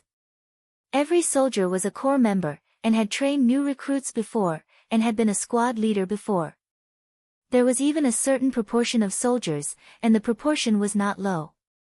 They had all obtained good rankings in the competition. It was not an exaggeration to say that this kind of king's army was like using a cannon to kill a mosquito when facing the 3 provinces that did not have any vigilance. Many of the soldiers of the 3 provinces were recruited as able-bodied men. Being a soldier was not voluntary, and there was no need to talk about serious training. Often, they just relied on brute force to fight. These soldiers did not know what a night battle was, what a sneak attack was, what a close combat battle was, and what a special attack was. When faced with the Cold Vanguard Battalion that was everywhere, they could only passively take a beating. They could not even make a sound. The first to make a move was the soldiers of the 1st Battalion. They set their sights on the patrolling soldiers of the 3 provinces that were guarding the east of them. There were exactly 10 patrolling soldiers, and it was the same number as a squad of the Cold Vanguard Battalion. After Battalion Commander Feng Zhan made a gesture, the 1st Company, 1st Platoon, and 1st Squad moved out. Based on the squad's usual formation, each soldier chose a corresponding position, and each soldier held a short dagger in their hands. After the patrolling soldiers passed by a bonfire and fell into darkness, they made their move. Looking from afar, one figure after another suddenly flew out of the darkness. Next, the figures fell to the ground one after another. Then, there was no movement at all. About 10 seconds later, the figure of the 1st squad leader appeared from the darkness and made an okay gesture to the outside. Hee, we got them. The rest of the platoons, attack immediately, and kill those sleeping soldiers of the 3 provinces. Battalion Commander Feng Zhan chuckled, and gave out the order softly. A large number of figures appeared behind him, and each of them moved in an orderly manner towards their target camp. Chapter 1528. This was just a small part of the battlefield. In the other parts of the Langshan camp, the same scene was happening at the same time. One after another, the patrolling soldiers were killed. One after another, the soldiers of the 3 provinces did not even have the chance to struggle before their souls returned to the underworld. In this battle, the 1st Regiment had no intention of taking any prisoners. Although these people were all Han, they had to be prepared to pay the price with their lives. Without taking any prisoners, all the soldiers did not have any misgivings when they took action. They could use whatever skills they had. However, what made them feel regretful was that there were too few opponents. More than 1,600 people were only enough to take care of 2,300 provincial Qing soldiers. Once a warrior killed more than 2 people, it usually meant that there were warriors who didn't kill anyone. They were not even on the same level. It was not an exaggeration to say that a 25-year-old adult was fighting a 2-year-old child. In less than a quarter of an hour, the 2,300 soldiers were all killed. Only Geng Chun was left in the main room. On the other hand, the 5-star army did not have a single death or injury. There were only a few people who had indignant expressions. It was clear that they had acted too late, and did not manage to kill a single enemy. Sometimes, war was also about equality. Leaving Geng Chun alive was not to say that no one could kill him, but to leave him for their regiment commander Cheng Hu. When torches appeared in the camp, Regiment Commander Cheng Hu walked into the main tent accompanied by the guards. Just now, he had divided a company of guards into 4 groups to prevent any enemies from escaping. They were not afraid of their whereabouts being exposed, but they felt that it was a disgrace to let the enemy escape from their hands when they were already prepared. However, what made Cheng Hu gratified was that from the beginning to the end, not a single enemy had escaped. This was enough to prove that the performance of his 4 battalion commanders was perfect. When he walked into the main tent, he looked at Feng Zhan and the other battalion commanders with a look of praise. Regiment Commander, all the enemies have been killed without leaving a single one. Right now, only their general is still in the main room. Do you want this subordinate to take care of him for you? Battalion Commander Feng Zhan walked up and smiled in a fawning manner. Scram! He casually kicked Feng Zhan's butt, who didn't dodge at all. Then, he chuckled and said, "You've all had your fill. It's time for this leader to move his hands and feet." After saying that, Cheng Hu strode towards the main room. At this moment, he could already see that there were quite a few soldiers standing outside the main building. They had already surrounded the place and clearly pointed out the enemy general's position. In the main room, Geng Chun was still fast asleep. As soon as the sky turned dark, he would do some exercise. Then, he would wake up in the middle of the night. In addition to the normal night patrol, he would also have to do some exercise. This had already become a routine of his life. The soldiers of the cold front moved very lightly, so Geng Chun was not disturbed. It was only when Cheng Hu walked into the main room with a few battalion commanders that he suddenly felt something. His right hand instinctively reached under his pillow. There was a dagger there that could be used to injure the enemy in close combat. Get out. When his arm was less than a few inches away from the dagger, he suddenly felt a huge force coming from his arm. Then, Gung Chun felt his entire body fly up and directly hit the paper window of the main tent. His body flew out of the room. Find clothes for them to wear. Cheng Hu shook his head as he looked at the two Han women shivering under the blankets. Then, he turned around and walked out with a face full of anger. In the open space outside the main room, the naked Gung Chun was looking around in horror. He looked at the soldiers of the 5-star army who were looking at him with smiles on their faces. He couldn't imagine how the outside world would become like this when he only took a short nap. Where did his soldiers go? Whether they died or ran away, why wasn't there any sound at all? He didn't feel like he slept very deeply, so why was it like this? Was this a dream? When he thought of this, Gung Chun slapped himself hard on the face. The sound was quite loud and painful. When the pain came, it attracted the laughter of the soldiers around him. This made him realize that this was not a dream, but reality. Do you think a slap can solve your evil deeds? At this time, Cheng Hu just happened to walk out of the main room. After seeing Gung Chun's actions, especially the naked scene, and thinking of the two Han women that he had taken advantage of, he couldn't help but feel angry. A person who couldn't even take care of his own body, how could he take care of the army? If this person was one of his soldiers, he would have been beheaded long ago. Cheng Hu strode out and stood in front of Gung Chun with a dark face. Who are you people? Do you know that I am the chilly arch of the 3-star army? Are you trying to make an enemy of the 3-star army by doing this? Gung Chun had already exposed everything. At this moment, he didn't care about shame. Instead, he puffed out his chest and put on an aggressive appearance. Obviously, he wanted to gain the initiative by striking first.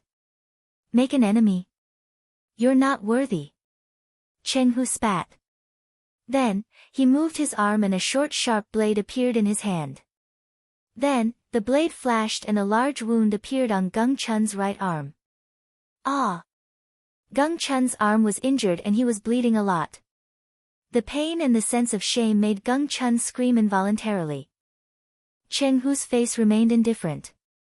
He took a step forward and waved his sharp blade. As invaders, the moment you made your move, you became the enemy of the 5-star army.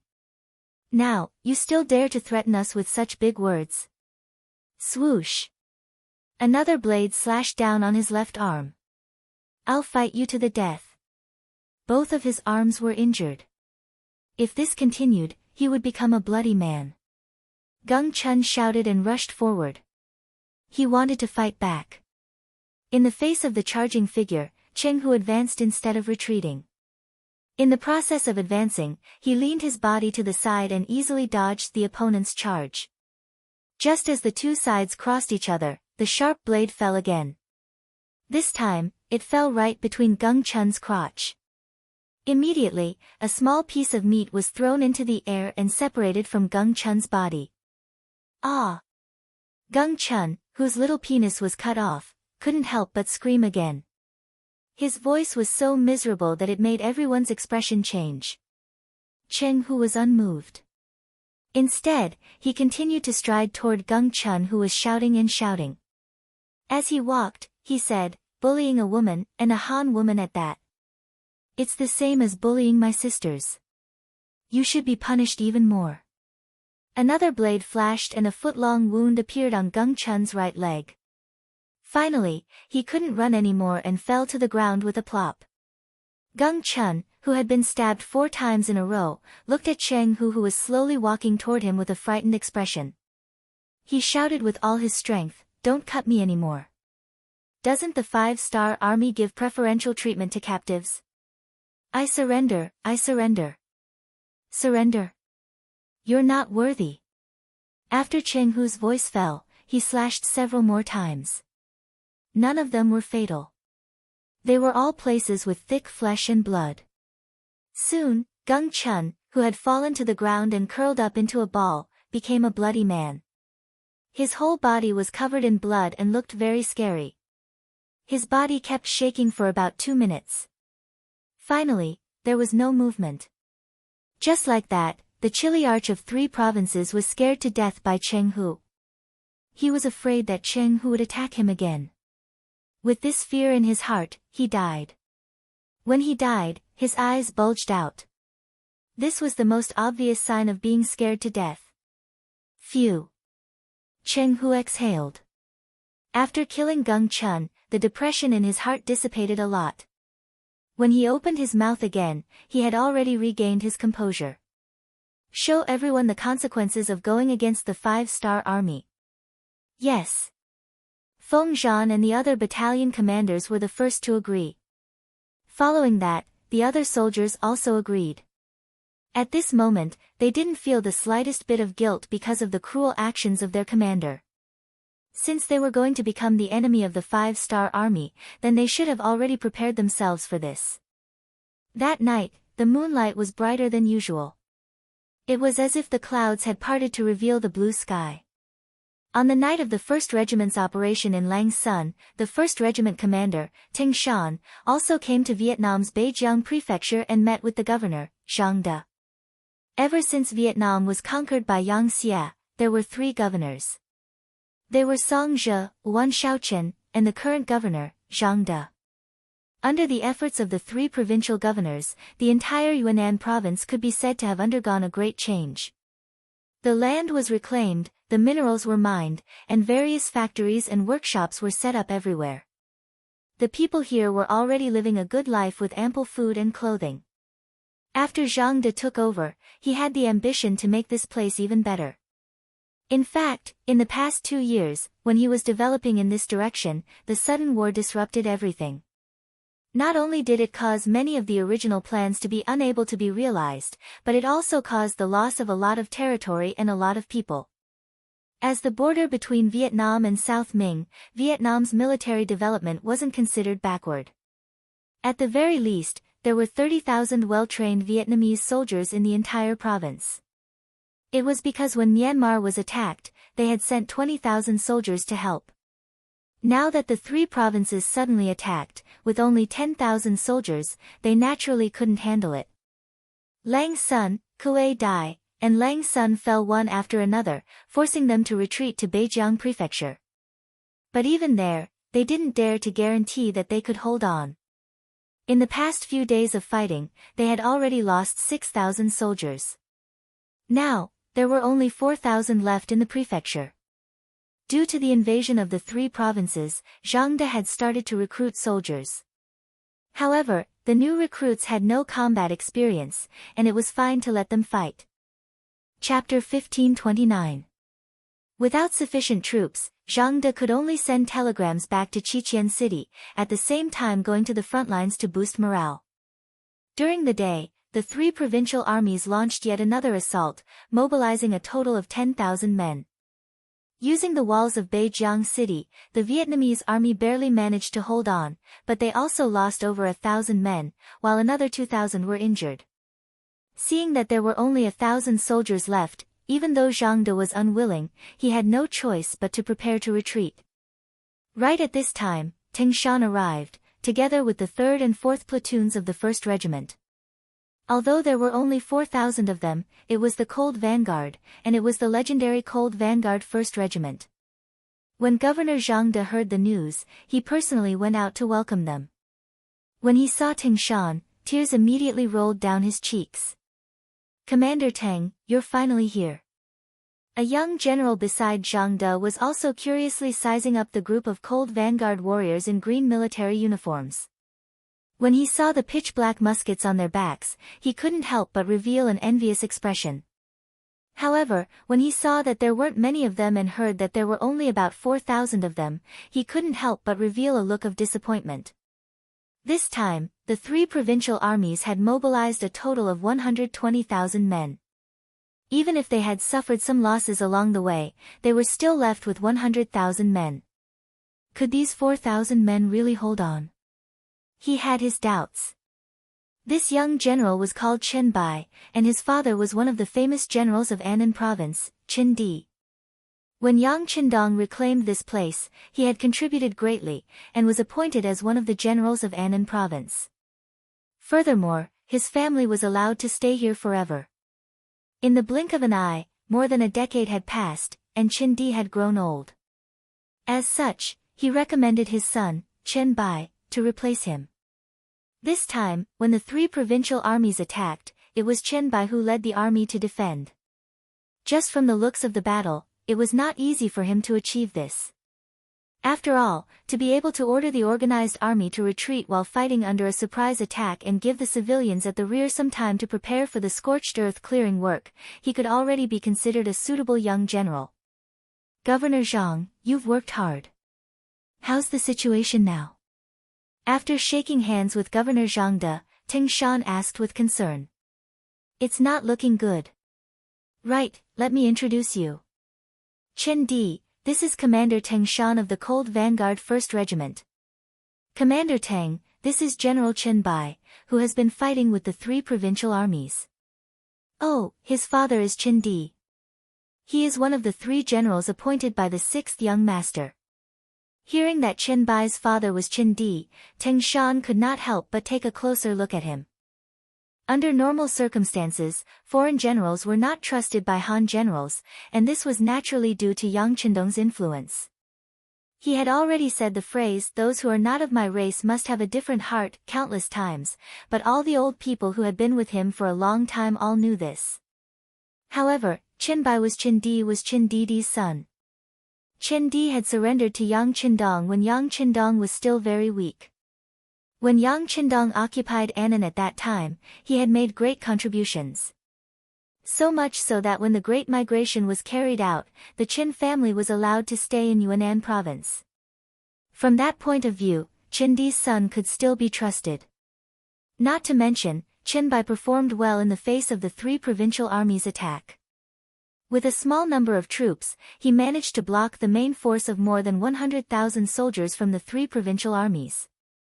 Although he was also forced to retreat, it was not easy for him to do so. Hello, General Qin. At the thought of this, Teng Shan took the initiative to extend his right hand to Qin Bai. Hello, Commander Teng. I've heard a lot about you. Qin Bai was very excited as he hurriedly wiped his hands with his clothes before shaking hands with Teng Shan. Teng Shan's first impression of Qin Bai was not bad. At the very least, he was not like some Han generals who would not even look at foreign generals. Just based on this point, Qin Bai recognized him as a teacher. After exchanging greetings, they naturally began to talk about the battle in Beijiang Prefecture. Using Governor Zhang De's words, the situation was extremely critical now. If Teng Shan hadn't rushed over, they would have been defeated in the battle tomorrow and lost Beijiang Prefecture. Once Beijiang Prefecture, which was an important transportation route, was taken, they would be able to go to Fuyang or Biandong at will. If that were to happen, they would be in a passive position. After listening to Governor Zhang De's words carefully and seeing that Qin Bai had the same thoughts, Teng Shan smiled and said, I understand what you two mean. Beijiang Prefecture is an important transportation route. We can't lose it, right? Yes. Governor Zhang De nodded solemnly. Once this place was lost, it would affect more prefectures. If that were to happen, Yunnan province would be destroyed. In that case, he would become a sinner. Okay, I understand. In that case, Beijiang Prefecture will become an impenetrable fortress, and no one will be able to take a step into this place. Teng Shan nodded solemnly before speaking in a heroic manner.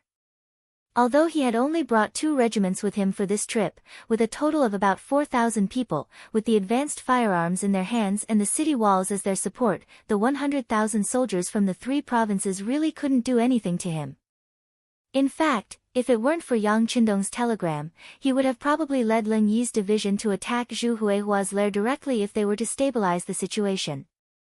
However, military orders had to be obeyed. Since Yang Qindong had sent him a telegram, he had to execute it. As for the reason behind this, it was not something that a mere teacher like him could ask. If the 6th young master wanted to tell him, he would naturally tell him. Since he didn't, he wouldn't get an answer even if he asked. Teng Shan's arrival gave Zhang De, Chen Bai, and the rest some reassurance. However, Ling Yi's division only had more than 4,000 people, after all. Whether or not they could defeat the attack of the three provinces tomorrow would depend on reality. They would wait and see. Some people spent the night in apprehension. On the other hand, the Cold Blade warriors who had just arrived all had a good night's sleep. It was also one of the subjects of their usual training. They would rest when they were supposed to so as to ensure that they had sufficient energy for the upcoming battle. If a soldier didn't know how to rest, he wouldn't be considered a good soldier. The night passed peacefully. On the morning of the second day, the soldiers of the cold front had just finished their breakfast when they heard the thunderous sound of war drums. When Ting Shan and the others reached the top of the city wall, they could see from afar that the army of the three provinces was slowly approaching. From afar, the army of the three provinces looked quite imposing. For example, the neat formation, the horizontal and vertical lines, the flags and the many pitch-black cannons that were slowly advancing were all proof that this was a well-trained army. They've even brought out the cannons. Seems like they're definitely going to take down Beijiang Prefecture. When General Chen Bai saw this scene, there was some shock in his eyes. Although the previous attacks were also intense, the other party didn't bring out the cannons. However, the fact that they brought out the cannons this time was enough to prove their determination. Similarly, in the face of the cannons' attack, Beijiang Prefecture definitely wouldn't be able to defend if it was still in his hands. Even if it was in the hands of the Cold Blade warriors, Chen Bai wasn't confident enough. He couldn't help but look at Commander Ting Shan who was beside him. If one was suspicious, one had to use them. That was the philosophy that Yang Qindong had used for the generals of foreign races. That was precisely the reason that Yang Qindong wouldn't arrange any cannons for them in ordinary provinces, in case something really went wrong and they got hurt. That was also the reason why Chen Bai was so unfamiliar and fearful of cannons. However, when faced with the same problem, Ting Shan and the rest of the Cold Blade warriors weren't unfamiliar with it at all. On the contrary, when they saw the enemy's cannons, they even turned to look at the two commanders behind them and chuckled. That's an 80mm cannon. Its muzzle isn't small. Based on their technology, it shouldn't be an explosive round, but a solid round like the Red Barbarian cannon. There's nothing to be afraid of, third leader Fang Hao said with a chuckle. The larger the caliber of the cannon, the more powerful it would be. However, it would also be more troublesome to manufacture. If it was a cannon with a small caliber, they would have to consider if the other party was going to use exploding shells. After all, those things were complicated to manufacture, and they were really powerful. However, with such a large caliber, the chances of them being exploding shells would be extremely slim. Since it wasn't exploding shells, what was there to be afraid of? As long as they could identify the trajectory of the enemy's cannons, experienced people would be able to dodge them easily. Yes, there's nothing to be afraid of. Third Commander, I'll leave these cannons to you. I don't want to see the city wall of Beijiang Prefecture being hit by a cannonball, even if it's a solid shell. Do you understand? Ting Shan immediately made a request. Yes, Master. Fang Hao was fearless about such a request. He immediately stood at attention and saluted before walking away. That made 4th Commander Chen Zaiqiang, who was at the side, extremely envious. He was still thinking, if I were the one who took on the task just now, would I be the one to destroy the enemy's cannons? Okay, Commander Chen, you don't have to be envious. Immediately send the soldiers of your 4th Regiment to the city tower. After the enemy's cannons are destroyed, they will definitely launch a siege. That will be the time for you to perform. Remember, don't waste any bullets, understand? Ting Shan obviously could tell what Chen Zaiqiang meant. Hence, he gave the order to the 4th Regiment. Yes, please rest assured, Master. Watch the performance of the 4th Regiment, Chen Zaiqiang chuckled. Putting on a performance was enough to prove his confidence and his recognition of the marksmanship of the soldiers of the 4th Regiment. Chapter 1530. The troops of the three provinces did not stop advancing, but because the cannons were too heavy, their speed of advancement was not very fast. They seemed to be trying to scare the Vietnamese army with that formation and instill fear in them. In that case, once the cannons landed, the city of Beijiang Prefecture might collapse on its own. Wang Zhanjiang, the commander of the troops of the three provinces, was very proud of that move. He had already asked around and found out that there were only slightly more than 1,000 Vietnamese soldiers in Beijiang Prefecture. In front of his army of 100,000 soldiers, that was not even enough to fill the gaps between his teeth. If it were in the past, he might not even take out something as good as the cannons. After all, it was one of his trump cards that he would only use in times of crisis. However, the king of the three provinces, Zhu Huifu, sent someone to inform him that the elite Ling Feng of the 5-star army was about to arrive at the battlefield in Vietnam. That was an army of pure firearms, which made Wang Zhanjiang feel the pressure. He was determined not to wait any longer. Hence, he took out the cannons with the intention of completely conquering Beijiang Prefecture. By then, he would be able to go anywhere. By then, even if the Ling Feng came, they would not be able to do anything to him if they had too few people. With full confidence, the cannons appeared and pressed towards the front of Beijiang Prefecture. At this moment, Fang Hao, the commander of the 3rd Regiment, had also led the regiment's artillery battery up the city tower and began adjusting the cannons. He did not forget Commander Tingshan's words just now. He did not allow any cannons to land on the city walls of Beijiang Prefecture. In other words, he could not give the enemy a chance to fire the cannons. Even so, he had to speed up. 6 100mm mortars were placed on the city tower. Commander Fang Hao personally took command and tested the first cannonball. Everyone listened to the command and prepared for the first test shot. Target, enemy cannons. High 2, 3, 3, 3 to the north, 2 to the east, 2 to the right, 6 to the right. Fire. Boom. A cannonball was fired from the barrel and blasted towards the troops of the three provinces that were slowly approaching. After the sound of the cannons, there was the sound of the cannonballs exploding. Under the aftermath of the explosion, when the cannonballs landed in the middle of the army of the three provinces, a small piece of empty space was blasted open. Within 30 to 40 feet of the explosion, all the soldiers of the three provinces were either killed or injured. A cannonball landed and injured some of the soldiers of the three provinces, but it did not hit any of the cannons. Instead, it exploded a few feet behind the cannons. Looking at this scene, Fang Hao muttered, "The goat's horns are a little high. Come on, adjust a little more and get ready to fire." After just one round, Fang Hao already had a good idea of where the cannon would land. When he opened his mouth again, his face was filled with confidence. Target, enemy artillery. The 6 cannons were positioned 2 or 3 times higher, the north side was positioned 2 or 3 times higher, the north side was positioned 2 or 3 times higher, the direction was positioned 2 or 3 times higher, and the direction was positioned 2 or 3 times higher. 3, 2, 1, fire. After Fang Hao recited a series of professional terms, the 6 cannoneers continuously adjusted the direction of the cannons in their hands. When the number 1 was finished, the 6 cannoneers simultaneously sounded. Then, the 6 cannoneers landed on the ground. The cannoneers flew over the city walls and landed on the soldiers of the three provinces. Boom boom boom. Boom boom boom. After the adjustments, the accuracy of the cannoneers greatly increased. Out of the 6 cannonballs, a total of 4 cannonballs hit the enemy cannons. This attracted the cheers of Governor Zhang De and General Chen Bai on the city walls. What's going on?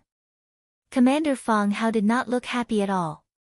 On the contrary, he turned his head and stared fiercely at the 2 cannoneers who did not hit the target. He looked at the 2 cannoneers who lowered their heads and did not speak. It was normal for the cannoneers to have some deviation.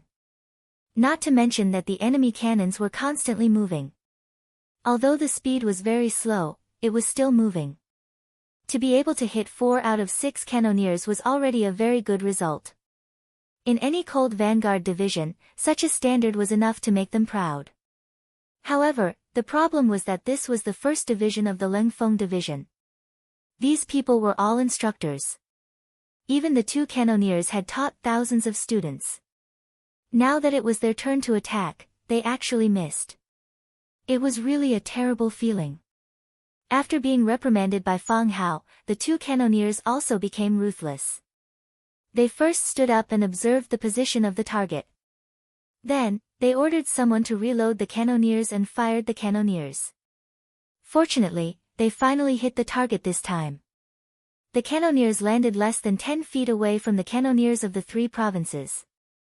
The powerful shockwave directly destroyed the cannoneers and overturned them on the ground. Cannoneers were fired one after another. The cannoneers of the three provinces had one less cannon after another. Within a short period of time, all 30 cannoneers were destroyed. As expected, Commander Tingshan's request was met. Not a single cannoneer was allowed to land on the city walls of Beijiang Prefecture. This result also shocked Zhang De and Chen Bai, who were watching at the side. They did not expect the cannoneers of the 1st Division of the Lengfeng Division to be so powerful. While the 1st Division of the Lengfeng Division was impressive, the soldiers of the three provinces suffered. When the commander of the troops, Wang Zhanjiang, saw that the 30 cannoneers that he had sent out had all been destroyed before they could even reach the designated firing position, he was infuriated. Someone, order the front troops to launch an attack. Their cannoneers may be powerful, but there's a limit to the number of cannoneers they have. Are they going to blow up all our soldiers? The truth was just as Commander Tingshan had expected. After the cannoneers failed, the soldiers of the three provinces launched a ground attack. After receiving the order, 10,000 soldiers of the three provinces rushed towards Beijiang Prefecture like an avalanche. Hee, good timing. Everyone, listen up. Aim at the target before you fire. Don't embarrass us. Try to eliminate one enemy with one bullet. The 4th Regiment commander, Chen Zaiqiang's yell resounded throughout the entire city tower of Beijiang Prefecture. Afterwards, when the two sides were about 400 to 500 steps away, the soldiers of the Lengfeng Division began firing. As the bullets whizzed out of the barrels, the soldiers of the three provinces who were charging at the front fell into a pool of blood one after another. From afar, it looked like they were harvesting chives. They were in a neat and orderly manner. More and more soldiers of the three provinces fell in the path of the charge, making the soldiers behind who were ready to attack look terrified. They were humans, humans of flesh and blood. They wouldn't do such a foolish thing if they still wanted to attack despite knowing that they were going to die. Fortunately, Wang Zhanjiang did not intend to force them. After seeing the amazing marksmanship of the Lengfeng Division, he knew that the morale of the soldiers was now in a mess. If they were to attack, they might not succeed even if they had to pay a huge price. Since that was the case, he had no choice but to order the entire army to stop attacking and retreat. It seemed that the attack this time was as loud as thunder, but small as raindrops. The three provinces came and went. On the city tower, Zhang De, Chen Bai, and the rest couldn't help but heave a sigh of relief before cheering. They finally believed that even though the number of Lengfeng's soldiers was small, they would have no problem defending Beijiang Prefecture with them around. Tingshan, who had long known everything, watched calmly as the soldiers of the three provinces retreated. He was still thinking that if he were to launch an attack now, he would definitely be able to achieve twice the result with half the effort. Unfortunately, military orders had to be obeyed. His mission was only to defend Beijiang Prefecture, and he couldn't doubt anything else. After Wang Zhanjiang retreated, he even sent someone to report the appearance of Leng Feng to the three provincial kings immediately. Leng Feng's sudden appearance had indeed caught everyone off guard. However, in the letter, Wang Zhanjiang expressed that he would continue to work hard even if he failed this time. He did not mention whether he would be able to withstand Leng Feng's attack. Perhaps he didn't even think about whether the 5-star army, which only had a few thousand soldiers, would dare to attack their 100,000-strong army. That was the outcome that Yang Qindong wanted. It all started with the secret telegram sent by Yao Yingjun. Yao Yingjun, the backbone of the security bureau, was also one of the elders. Due to his good looks, he was arranged to stay by Zhu Huiyin's side. He got to know Zhu Yan, the princess of Yongxing County, and won her heart. In the end, Zhu Huiyun rebelled, which also meant that his mission was completed and he could return to the security bureau to report. However, he didn't do that and instead protected Zhu Yan to escape from the clutches of the demons. He then formed an opposing force and started causing trouble behind Zhu Huiyun's back. Although Yao Yingjun left with Zhu Yan, he still arranged for some intelligence personnel to stay by Zhu Huiyun's side. Although they were not important figures, they could still find out some information that outsiders couldn't. Not long ago, the spy sent some information that a Mr. Mo had become a frequent visitor of the 3 provincial kings' residences. According to their observations, this person should have a certain connection with the higher-ups of Yangxie. For example, Zhu Huiyun found out about Leng Yi's reinforcements in Yunnan province in advance. There was actually such a thing. After Yao Yingjun found out, he naturally didn't dare to be careless. He immediately used the radio to report to the higher-ups. When it was sent to Yang Qindong, he was really shocked. How powerful was the Yang faction? Everyone who was involved in it had a deep feeling. With such a powerful backing, Yang Qindong couldn't figure out who would side with an outsider. He didn't believe that Zhu Huiyun had arranged for someone to enter Yangxie in advance. It wasn't that he looked down on the 3 provincial kings, but this person didn't have such vision. From the information reported by Yao Yingjun, the person who contacted Zhu Huiyun knew a lot of things. This proved that the person's rank wasn't too low. Then, it was a high-level cadre. Who could it be? Yang Qindong felt a chill down his spine when he thought about how there were spies among the senior officers under his command, or people who had done something unfavorable to him. If this tumor wasn't dealt with, then wouldn't he have to sleep with one eye open? Chapter 1531. In addition, if the other party was a high-ranking officer with military authority, didn't that mean that his family in Qiqian City could be in danger at any time? Although Yang Wu had always been responsible for the safety of the royal palace, it was still reassuring. But he couldn't guard against the unsuspecting. Besides, Yang Qindong didn't like being on the defensive all the time. He had to find out the big traitor, and to achieve this goal, he couldn't kill Zhu Huiqiang now. Otherwise, what if the traitor disappeared again when he saw that things were not going well? He wanted to personally meet Zhu Huiyun and see if there was a chance to find this traitor.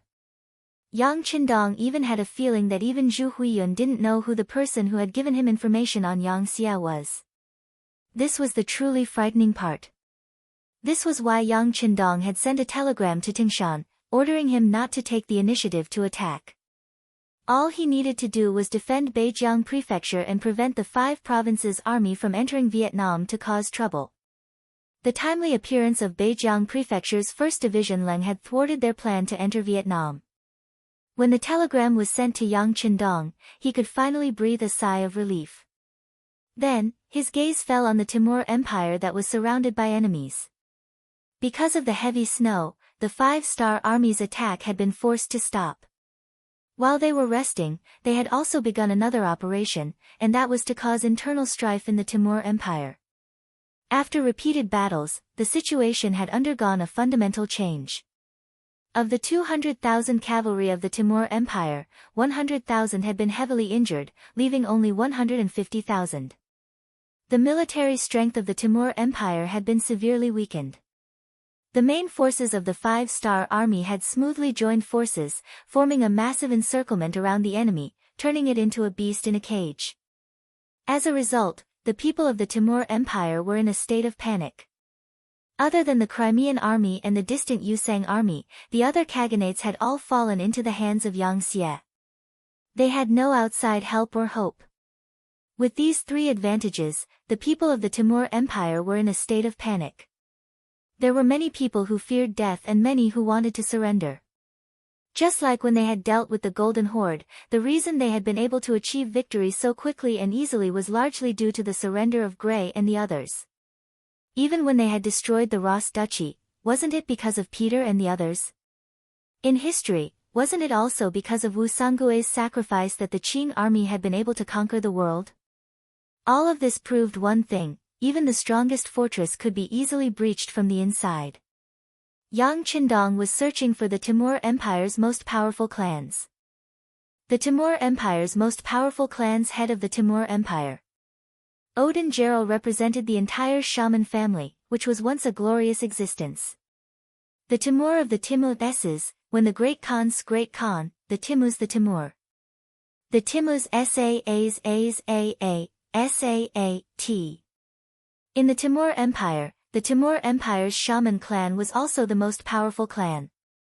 No one dared to look down on them.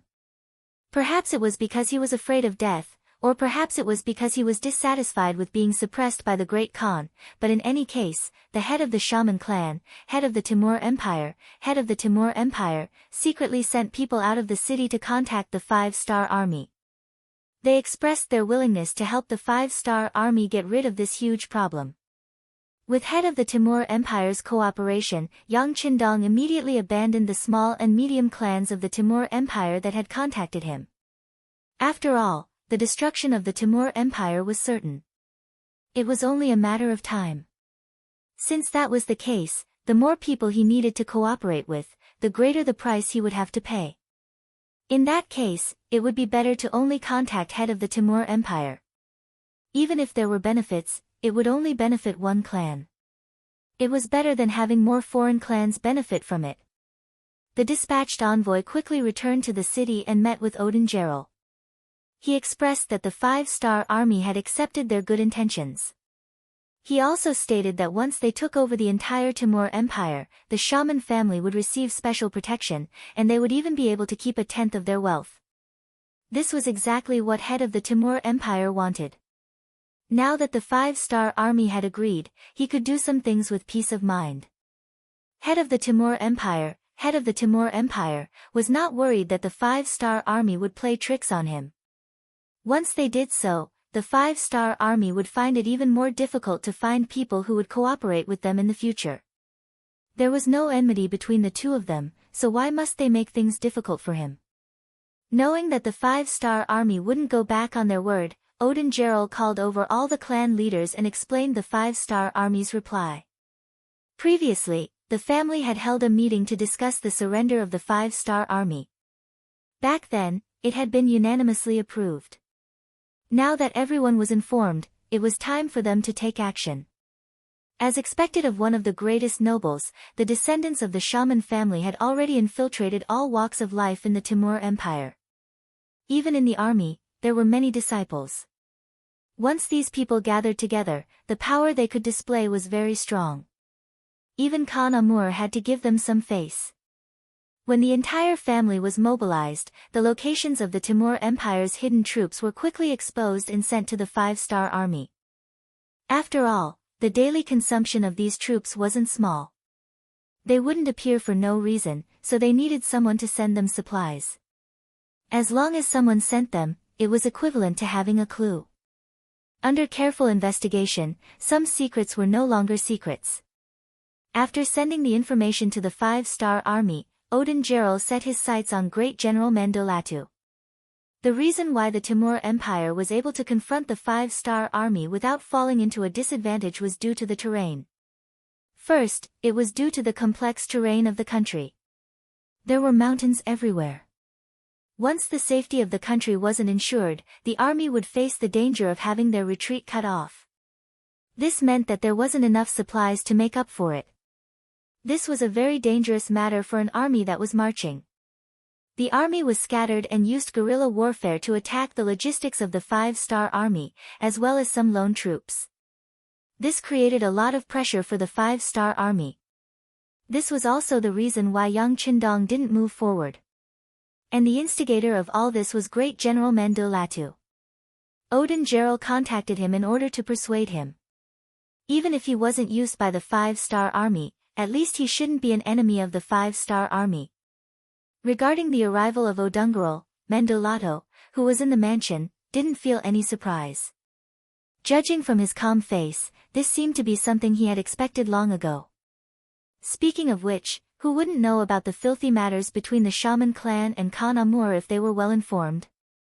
If it wasn't for the sudden appearance of the 5-star army, Great Khan Amur would have been cleaning up the internal strife in the Timur Empire. It could also be said that the arrival of the 5-star army saved the shaman family and prevented them from being cleaned up so quickly. After all, in the face of an external enemy, a ruler that had to deal with internal strife wasn't a confident ruler. Because doing so would only cause pain to those close to him and delight his enemies. Not all of them were as stubborn as Baldi Jiang. It was precisely because he understood this that Mandolatu didn't think that Odin Geral's actions were strange. He could see that once Great Khan Amur won this battle, the next to deal with Odin Geral would be Great Khan Amur. Taking advantage of the chaos, how could they be willing to wait helplessly for death? How could they not do something? In the main hall of his mansion, Mandolatu received Odin Geral. In the huge hall, there were only the two of them at this moment. All the servants had been sent out. Looking at the scene in front of him, the smile on Odin Geral's face didn't diminish. At this time, he didn't know how to describe this great General Mandolatu who was strategizing on the battlefield. Receiving him in the main hall and not in the secret room, this showed that the other party had a clear conscience. So even if Great Khan Amur knew about this matter, he couldn't directly blame him. He then drove everyone out of the hall, making it no different from a secret room. This allowed Odin Geral to speak his mind without worry. This kind of behavior took into account the wishes and thoughts of both sides. From this point alone, it was clear that Manchuratl was a smart man. And Odin Geral liked to deal with smart people, so after he sat down, the first thing he said was, "Great General, have you made your choice?" This was indeed a straightforward question. When Mandolatu heard it, the other party was stunned for a moment. Obviously, he didn't expect Odin Geral to be so direct. But the other party asked directly, and he couldn't answer directly. Since he could become a great general who was in charge of hundreds of thousands of troops, he naturally didn't like to be passive, but was very willing to take the initiative.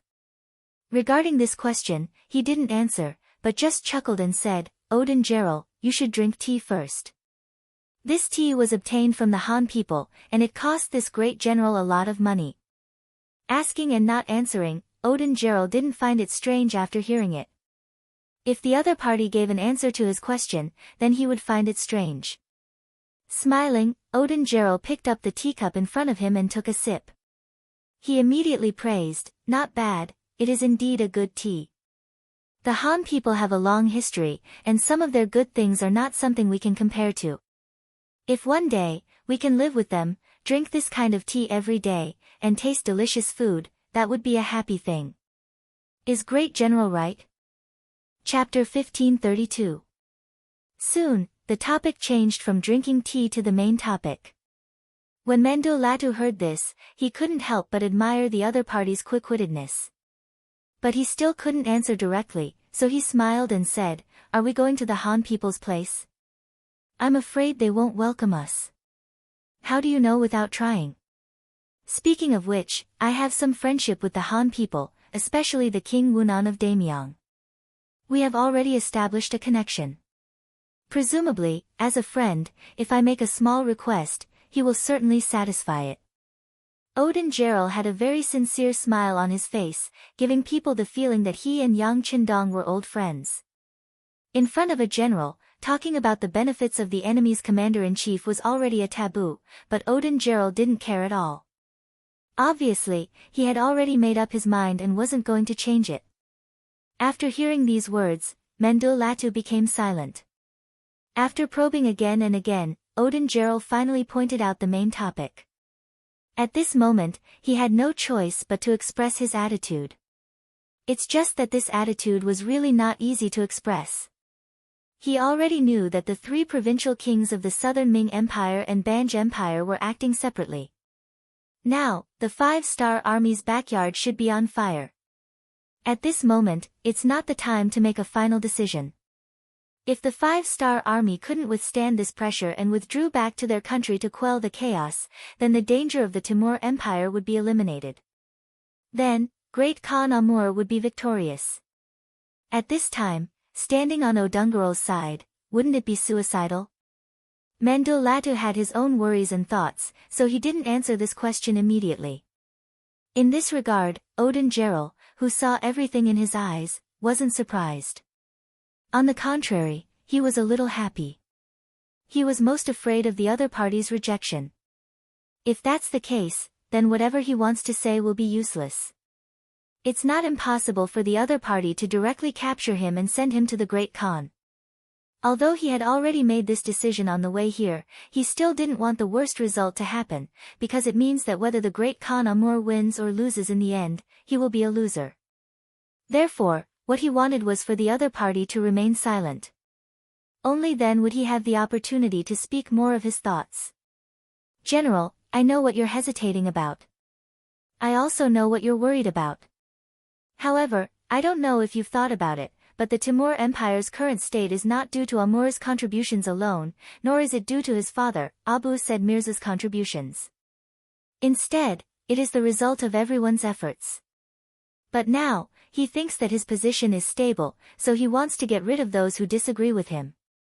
If he wants to monopolize everything, will others allow it? Today, they made an example out of our shaman clan. Once they succeed and get the benefits, they might make an example out of someone else.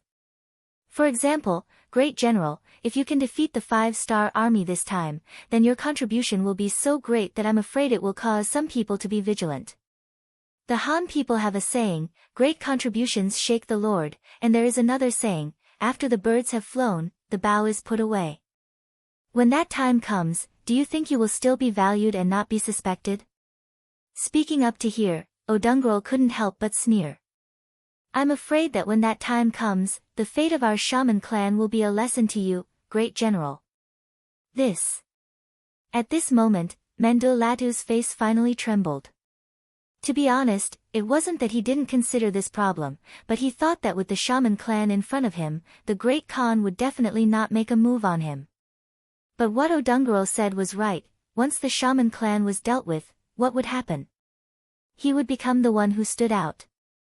And with Amur's suspicious nature, even if he lost his military power, it would be difficult for him to have a good ending. This was the saying, accompanying a ruler is like accompanying a tiger. This was the sorrow of a capable minister. If a capable minister met a good master, then perhaps it would be better. But once they met a master with a strong jealousy, the end result was predictable. History also proved that a capable minister didn't have a good ending. Mendul Latu's face changed. This was a good change. In Odungrul's eyes, he was confident. But he still felt that it wasn't enough, so he continued, at least the Great General is worried about whether the 5-star army will withdraw or not. This is actually not a problem. A Han army that even destroyed the Golden Horde, how could it easily submit to a small Bangra and the southern Ming king? Even if he has no choice but to retreat for the time being, look at our surroundings.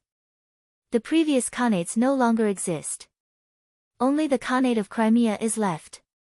Once the 5-star army takes care of their own backyard, how are we going to face them? Yes, the Khanate. At that time, will there still be people who will find trouble with the 5-star army and attract their attention? Great General, don't you think, how unreliable is it to entrust the hope of survival to others? This shouldn't be your style, right?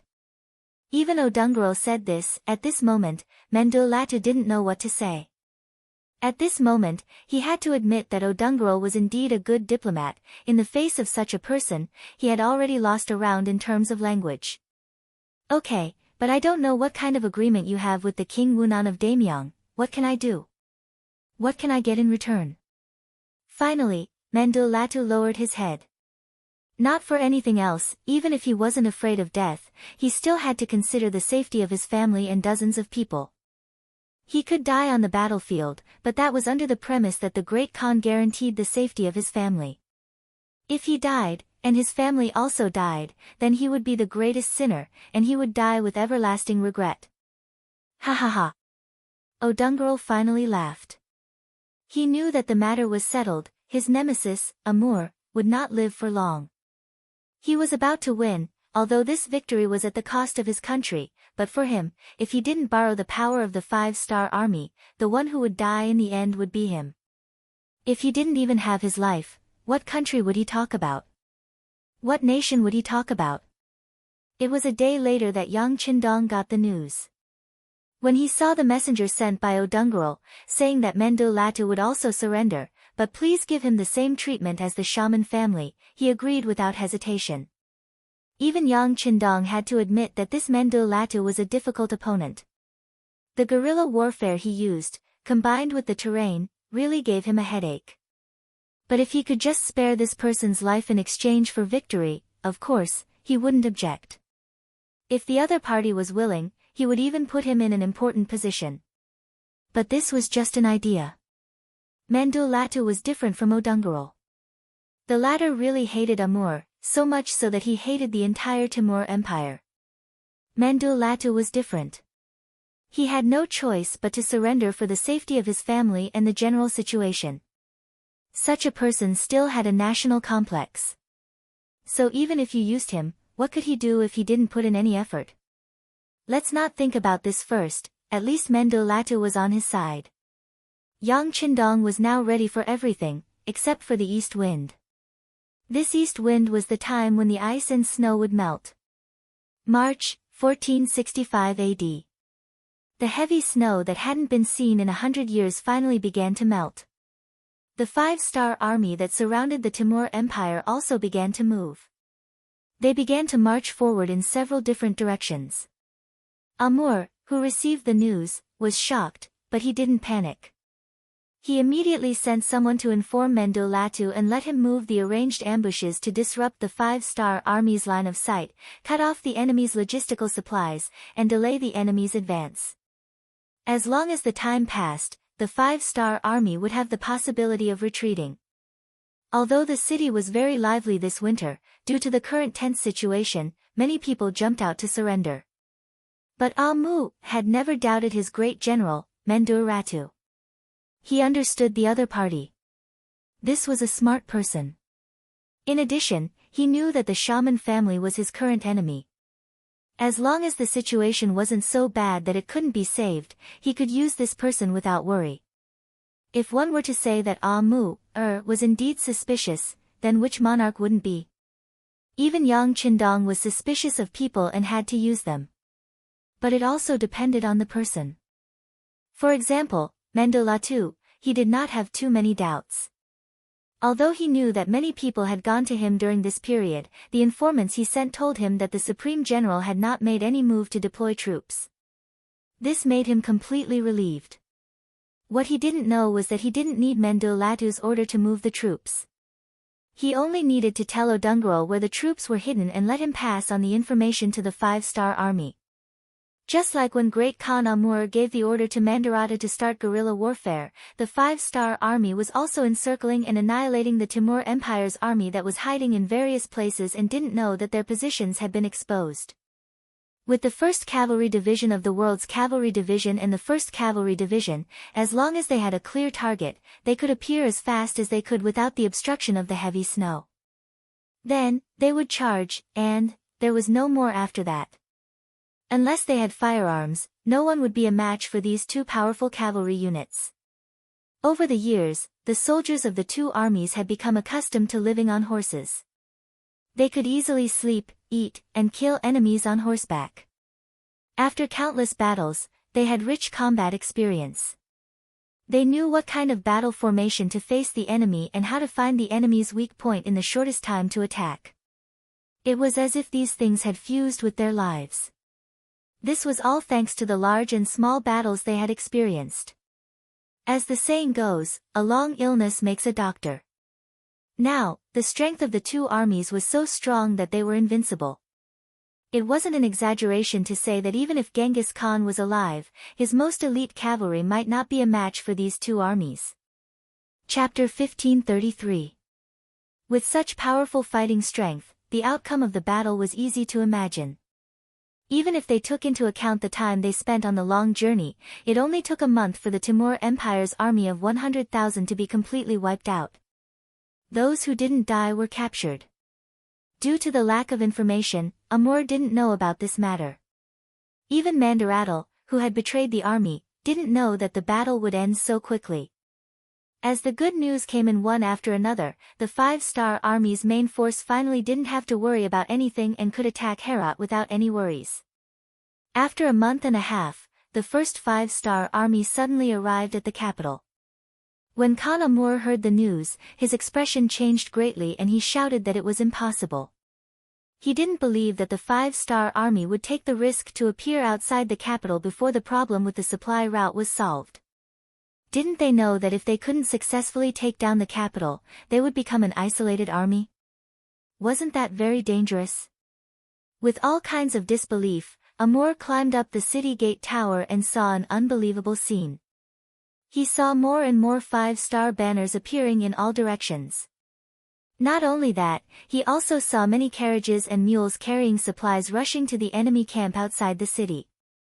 From afar, he could see that there weren't many enemy soldiers escorting the supplies. In other words, they didn't suffer any attacks or harassment during the process. What's going on? What's going on? After a series of shouts, Amur ordered someone to summon Mandarattle. He wanted to ask his great general. Regretfully, he sent people out, but when they reached the great general's residence, it was already empty. Mandarattle had actually disappeared into thin air. After hearing the news, Amur's face was incomparably pale. At this time, even if he reacted slowly, he knew that this great general must have betrayed him and exposed the location of the troops outside to the 5-star army. This allowed the enemy to appear so smoothly in front of him without any worries. The reason why the Timur Empire was able to hold on for so long wasn't because of how powerful their cavalry was or how powerful they were. To put it bluntly, they were using the terrain to cut off the 5-star army's supply route. Although Rezin City had prepared a lot of military rations like instant noodles, compressed biscuits, ham sausages, and canned meat. However, there was still a limit to their numbers. Hundreds of thousands of soldiers were expending a huge amount every day. Therefore, the food that was convenient and could fill their stomachs was basically given to the main forces of the 5-star army. The surrendered Russian and Mongolian divisions did not receive such treatment. In the end, they still had to rely on normal rations to maintain their daily needs. If that wasn't the case, they wouldn't have to spend so much effort to attack the Timur Empire. And now, after the only drawback was taken care of by the 5-star army, they could finally appear in front of Khan Amur without any worries. Having figured everything out, Amur's face turned red with anger. Search. Even if we have to turn the entire city upside down, we have to find Mendolatu for this Khan. We have to tear him into pieces, tear him into pieces. Yes. Seeing that the Khan was enraged, his subordinates didn't dare to dissuade him and quickly agreed. Then, the 50,000 cavalrymen in the city began to move. They searched every possible corner of the great general's whereabouts, but unfortunately, they still couldn't find any traces of him. When the situation was reported to Khan Amur, someone suggested, "Great Khan, there are still some nobles' houses that haven't been searched yet. For example, Odin Gerald and the others." Enough. The enemy is before us. Let's deal with the current situation first. Khan Amur raised his right hand and waved it gently. Now was the time to unite against the enemy. There was no need to make the city restless. Although he didn't like Odin Gerald and the others, they weren't weak. The people who were related to them could be said to be deeply rooted. If they were to search his house at this time, it would only cause panic. Khan Amur believed that he still cared about the overall situation. However, what he didn't know was that Mandarattle was currently hiding in Odin Gerald's house and drinking with him. What he didn't know was that Odin Gerald's hatred for him had reached the point where he would rather see the entire Timur Empire be destroyed than to teach Amur a lesson. It could be said that this kind of hatred had been engraved into his bones. It was greater than the sky. Odin Gerald's mansion was already filled with many mansion soldiers. They were the armed forces of the shaman family. Usually, they were hidden and not known by others. However, now that they had reached a critical juncture, they were gathered in the mansion. Their purpose was to prevent Amur from acting recklessly and attacking them before he died. This way, they would have a certain degree of resistance. Actually, it wasn't only Odin Gerald's mansion. The houses of the nobles in the vicinity were also like this. They either activated their hidden forces or spent a large amount of money to hire many guards. In short, they all possessed a certain degree of defensive power. In order to save their lives, they also agreed that once Amur lost his mind and wanted to attack them, they would send reinforcements from all sides. Only in this way could they ensure their own safety. Come, great general, please drink. Although the city outside was surrounded, there was no panic on Odin Gerald's face at this moment. On the contrary, he was still as calm as water. Sigh, I'm no longer a great general. There's no need to call me that in the future. I'm just an ordinary person. Mendur Ratu had a cautious look on his face. Obviously, the whole city was searching for him now. It was impossible to say that he wasn't flustered at all. Hee, good. Odin Gerald didn't intend to force him. He poured wine for both sides with a smile on his face, then asked, Brother Ratu, do you think he will act recklessly? Ah. It shouldn't be. The 5-star army is outside the city. He can't even deal with them. How can he come to find trouble with us? Knowing what the other party wanted to hear, Mendur Ratu said according to his thoughts. That's true. Hearing this, Odin Gerald nodded in agreement. He reached out his hand to take the wine glass, but before he put the wine to his lips, he asked again, Brother Ratu, he won't go crazy, right?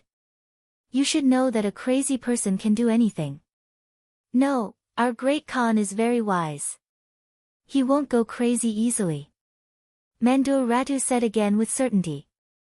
Finally, Odin Gerald didn't stop asking. Instead, he lightly nodded and said with a smile, Good. Come, let's continue drinking. Mendur Ratu's guess was right. Perhaps he understood their great Khan well enough. Amur was indeed not a crazy person. Until now, he was still very rational.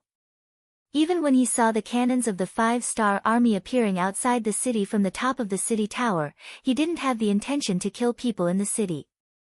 Instead, he called the captain of the guards and gave him an order. He knew that he couldn't defeat the 5-star army. Now that he was surrounded, the only way was to escape. The reason why he didn't make a move on the nobles in the city was because he couldn't spare any energy. Compared to killing others, his own life was more important.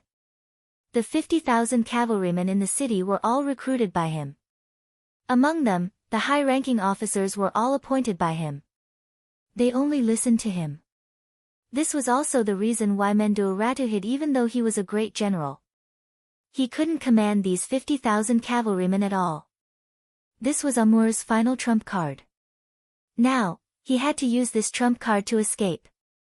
He firmly believed in a phrase that the Han people often said. Where there's life, there's hope. Although he didn't know if he could escape this time, and if there was a possibility of Dongshan rising again after escaping, he had to try. Otherwise, if he stayed in the city, even if the King Wunan of Daemyang didn't kill him, he was no different from being dead. The 5-star army was still surrounding Herat. Because there were many mountains and lakes and the terrain was complicated, many routes that seemed to be close had to be taken around. This greatly slowed down the assembly of the army. According to the reported itinerary of the various troops, it would take another 5 to 7 days to complete the encirclement. Before the encirclement was complete, Yang Qindong didn't prepare to launch an attack. He wanted to finish it in one strike. Seeing that Herat was going to be his, he wanted to reduce the losses as much as possible. This was also beneficial for the post-war reconstruction. Therefore, whether it was the air force or the cannons, they weren't arranged to be deployed immediately. The 5-star army didn't have any plans to make a move, but an accident happened. That night, the 4 gates of Herat city opened wide. Following that, an endless stream of cavalrymen began to charge out. At first, Yang Qindong thought that the enemy was testing the waters. However, as more and more cavalrymen charged out of the city, he and the other generals finally realized that this wasn't a test. They were clearly trying to break out of the encirclement. Break out of the encirclement? It seems that this Amur still cherishes his life. Yang Qindong, who had heard the news, looked at the sand table in front of him in the main tent. Young master, we don't have enough troops and aren't prepared enough. I'm afraid we can't kill all of the enemy cavalry. Beta Persei had already put on a suit of armor and appeared in front of Yang Qindong. Although he said that they couldn't, his restless appearance proved that he wanted to attack and beat the enemy while they were down. Yes, our encirclement hasn't been fully launched yet. I have to say that this Amur chose the right time. Ha, forget it. The entire Timur Empire is gone. Even if this great Khan escapes, what can he do? Yang Qindong quickly adjusted his attitude. In history, he had never heard of this Amur's name, completely unlike Ivan who had a resounding reputation. Even so, this person's strength must be ordinary. If that was the case, then so be it. If he wanted to escape, then so be it.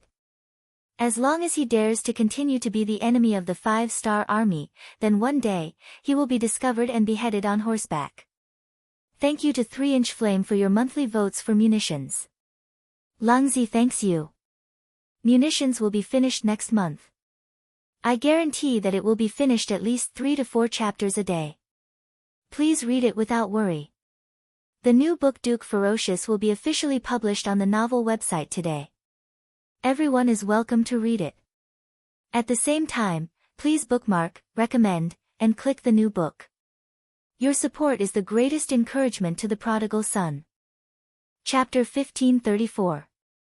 After making the decision to give up, the requirements were lowered. Naturally, there was no burden in fighting. Looking at the eager Beta Persei, he said, "Go, kill as many enemies as you can. It doesn't matter if you can capture Amu, or not. Do your best to severely injure the enemy's strength, understand?" Understood. Beta Persei's eyes were immediately filled with fighting spirit. He smiled and agreed, then turned around and left. Not only Beta Persei, but the 5-star army that had arrived outside the city earlier also sent out troops. They chased after the enemy with the goal of severely injuring the enemy's strength. Facing the 5-star army coming from all directions, Timur's cavalry didn't have the slightest intention of fighting. Like a lizard that had its tail cut off, those that were surrounded surrendered one after another, while those that weren't surrounded fled for their lives. Amur's luck wasn't bad.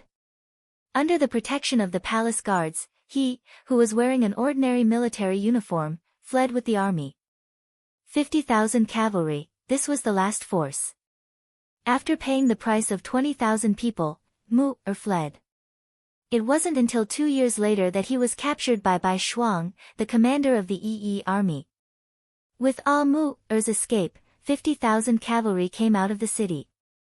In the entire Herat city, it became an undefended city. At daybreak, the 5-star army smoothly entered the city, and they were welcomed by Odunjril and the other nobles. As for Mandolatu, he had no intention of joining the 5-star army. He became an ordinary person and was eventually sent to other provinces to live out his remaining years in a foreign land. With the fall of Herat city, it also heralded the fall of the once glorious and powerful Timur Empire.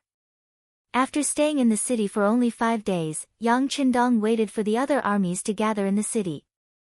After some inquiries and investigations, Yang Qindong summoned his favorite student, Bai Shuang, and handed over this vast territory to him. Logically speaking, Bai Shuang's time in the army was rather short. At the very least, compared to the new army's commander Su He and the world's first cavalry army's commander Tian Hu, he was slightly inferior. However, these people did not want to stay in one place. Instead, they wanted to follow Yang Qindong and display their skills on the battlefield. In the end, White Shuang took on this heavy responsibility. Yang Qindong was very optimistic about this disciple of his. Not only was he talented in both civil and martial arts, but he was also very young and very loyal. With such a person entrusted with such an important task, he was at ease. In the end, the Yi Army Corps and Central Asia were established. The position of provincial governor and army commander naturally belonged to Bai Shuang. Under his command were the First Army of the Different Race, 50,000 men, the Second Army of the Different Race, 50,000 men, the Second Army of the Different Race, 50,000 men, the First Army of the Meng, 40,000 men, the Fourth Army of the Meng, 40,000 men, the Fifth Army of the Meng, 40,000 men, the Fourth Army of the Meng, 40,000 men, the Fifth Army of the Meng, 40,000 men. He was in charge of the security and construction of this Khanate region.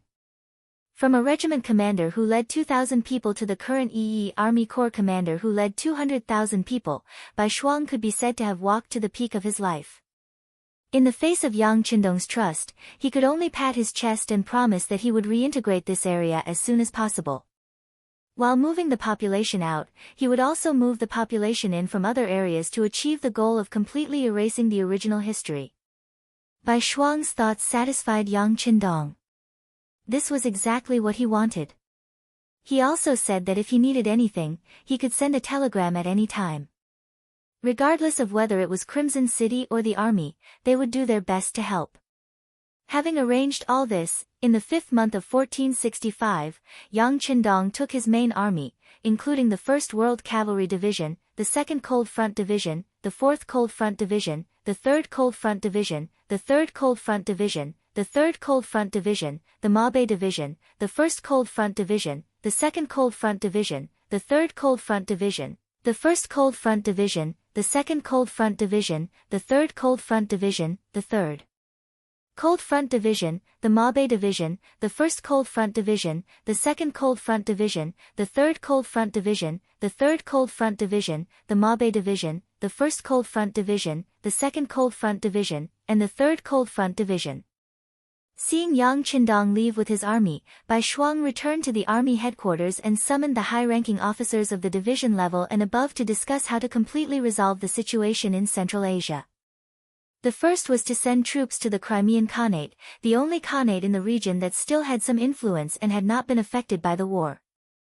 Bai Shuang wanted to make this part of Yang Xie's territory.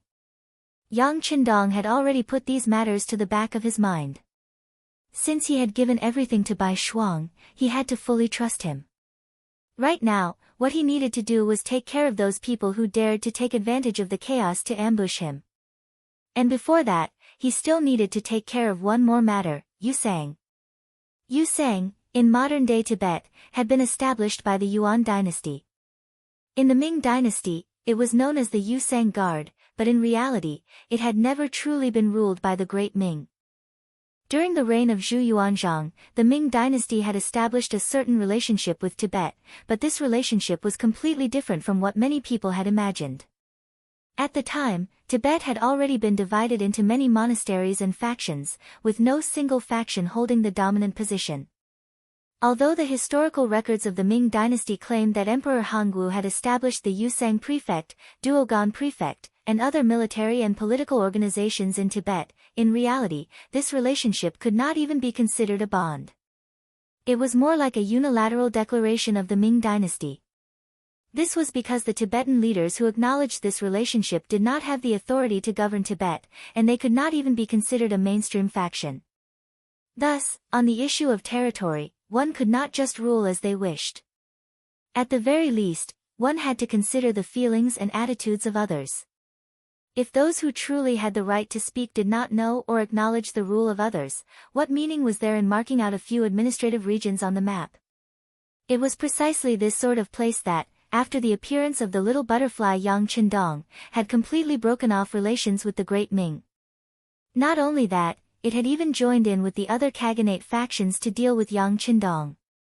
Now that the matter with the Khaganates had been resolved, it was naturally time to look for trouble. As long as others did not offend him, he would punish them. How could Yang Qindong allow others to strike him and not retaliate? The new 5 armies had already received the order to deal with Yusang and liberate it, and they had already set off for that place. Now, all that was needed was for the main force of the army to gather them. Once Yusang was pacified, Yang Qindong would move against the Sudan and Bangla. He would not let go of any of these petty people who had set their sights on him. The new 5 armies. In the headquarters, Army Commander Shi Wanshan was currently listening to the report of his subordinate, Commander Ancient River, from the 1st Cavalry Division. Ancient River gloomily said, "Military Commander, our division has advanced 200 some li, but we still haven't seen the main force of Yusang. Along the way, we've asked the locals, and according to what they said, their main force retreated half a month ago. As for where they went, no one knows." He had originally believed that by seizing the position of vanguard, he would be able to make a name for himself, but contrary to his expectations, he hadn't even seen a shadow of the enemy.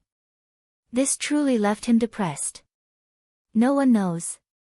A hint of concern appeared in Shi Wanshan's eyes when he heard this report, but he quickly turned to Infantry Division Commander Ning Wenfeng and asked, "What does Commander Ning think?" After defecting to the 5-star army, this Iron Triangle had finally reunited. Although there was a difference in their military positions, Shi Wanshan was still willing to listen to the opinions of these two brothers under his long-term habit. As the most intelligent of the three, Ning Wenfeng was the one who considered matters more thoroughly. When he heard Gu Heji's words earlier, he had already thought of some things.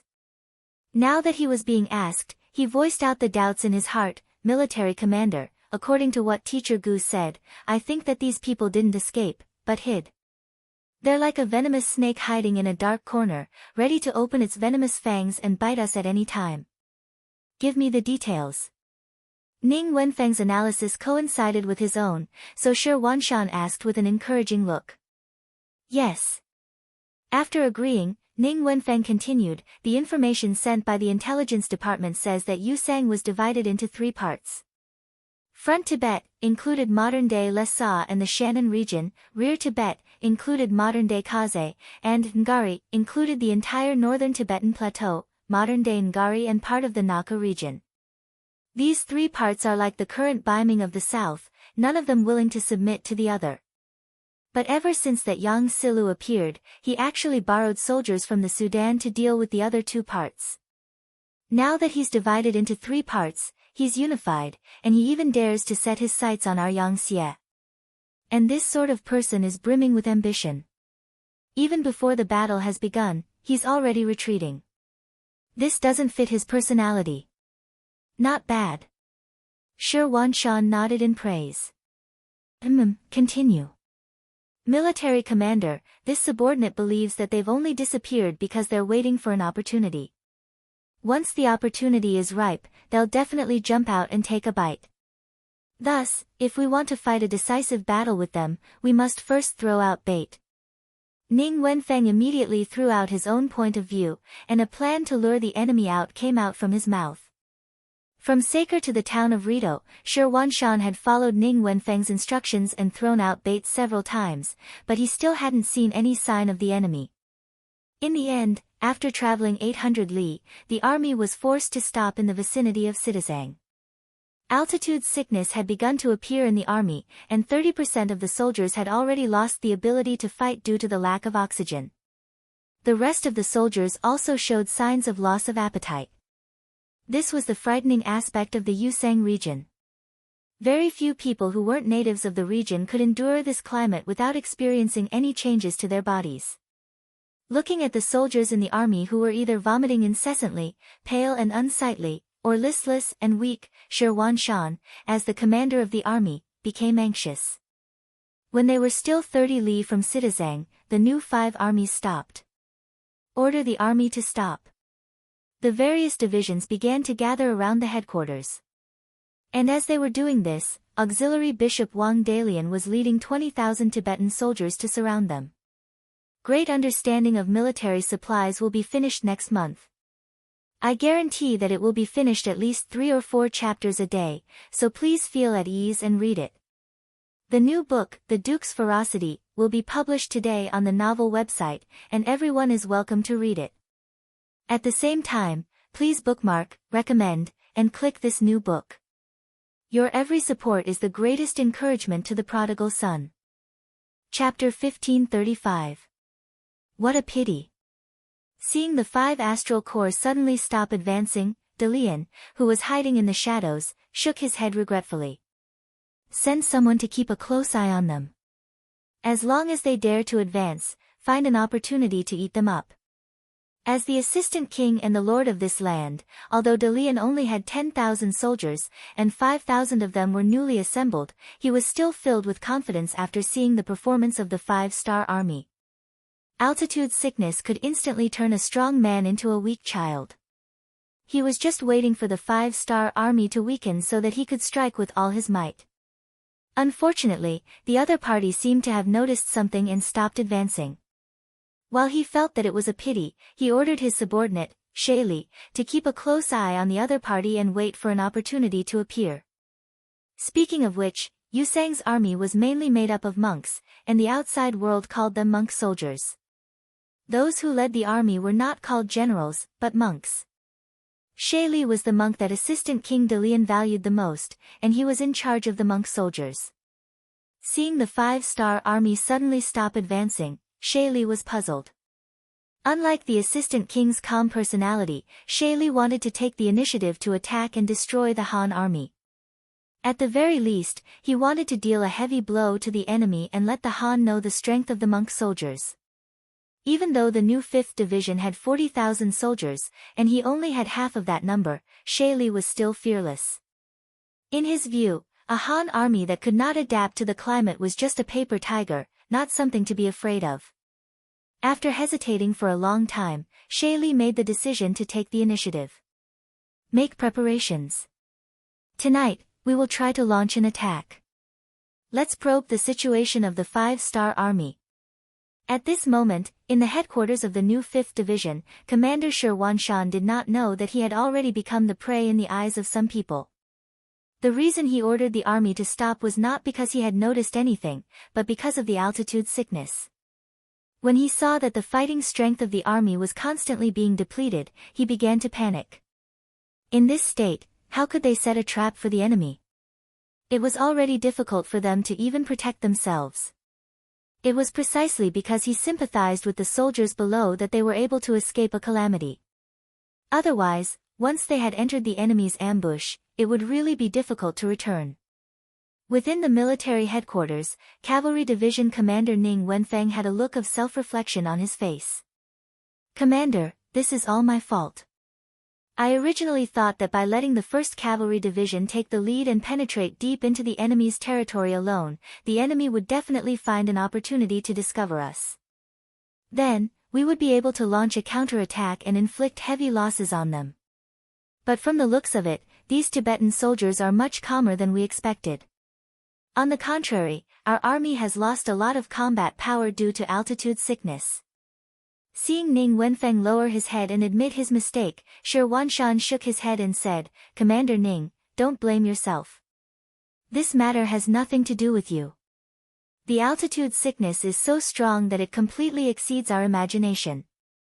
This is the reason why the soldiers are unable to adapt to the altitude sickness. As for the matter of luring the enemy, let's talk about it later. Right now, we should first think about how to solve the soldiers' physical condition and let them recover their combat power." The altitude sickness being so strong was also beyond Shi Wanshan's expectations. It was also because of his unusual experience since childhood. As a bandit, after joining the army, he had traveled to all sorts of places. These experiences allowed him to quickly adapt to various climates and didn't cause too much of a reaction.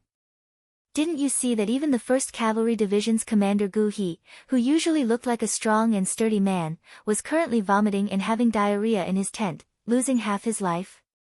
If even the general was like this, one could imagine how the ordinary soldiers below would react. Under the current situation, it would be better if they didn't encounter the enemy. Once they did, who knew what would happen? At the thought of the possible problems they might encounter, Shi Wanshan's expression became very unsightly. "Commander Ning, now is not the time to think about luring the enemy. Instead, we should think about how to protect ourselves first. How about this, you go to the army and count how many soldiers are still able to fight. Then, you can organize them into groups and command them. You'll be responsible for guarding the tent first. I'll also immediately report the situation here to the 6th young master and ask him to send reinforcements as soon as possible." It had to be said that as a senior officer in the army, Shi Wanshan was very qualified. At least he knew how to judge the situation and not blindly act recklessly. If it was a fierce general who only knew how to fight and kill, he probably wouldn't even consider these things. After receiving the military order, Ning Wenfeng went to make preparations. Looking at his departing figure, Shi Wanshan couldn't help but rejoice that he still had a commander under him who didn't have altitude sickness. Otherwise, he would really fall into a situation where he didn't have a general to rely on. Altitude sickness was a pathological reaction that occurred after the human body entered a high altitude and was exposed to a low pressure and low oxygen environment.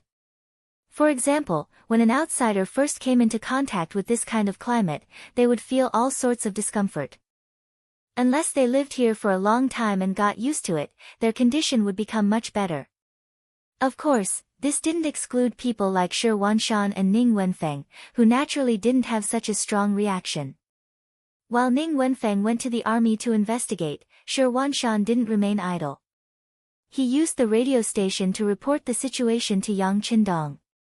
At this time, our Bugnam of Gojoseon has already led his army to the edge of Yili and is preparing to enter the Yusang region. After reading this telegram, Yang Qindong's expression turned extremely grave.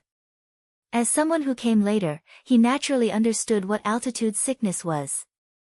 A large part of the reason why Tibet was so sparsely populated was because of this altitude sickness.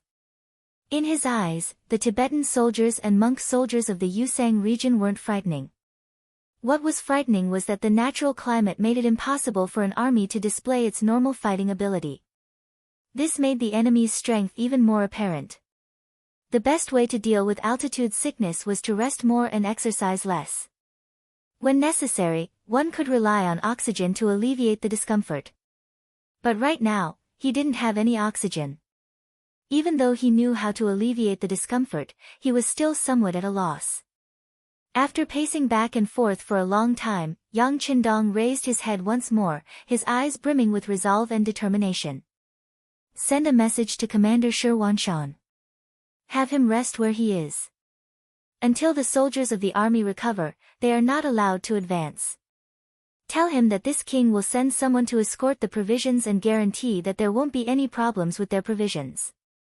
Also, order the other armies to speed up their march. Once they enter the Yusang region, they are to immediately find encampments to rest and reorganize. In addition, find some young commoners in the vicinity to form another plateau army. Quickly go and handle this matter. After waving his hand at Chief Wang Shan, who was waiting for a reply, Yang Qindong, who had just issued a string of orders, felt his confidence return to his body. Shi Huanshan had sized up the situation. Seeing that the situation wasn't good, he had decided to stop advancing. This was undoubtedly the correct decision. With this firm attitude, he no longer demanded that the other side continue to advance. He only needed to maintain the current situation and exert some pressure on the Yusang region. At the very least, he would send an army to the Yusang region. He wanted to see how many soldiers were unable to adapt to the climate. If there were, he would immediately arrange for them to withdraw. To put it bluntly, as long as this sort of altitude sickness was properly treated, it wouldn't take anyone's life.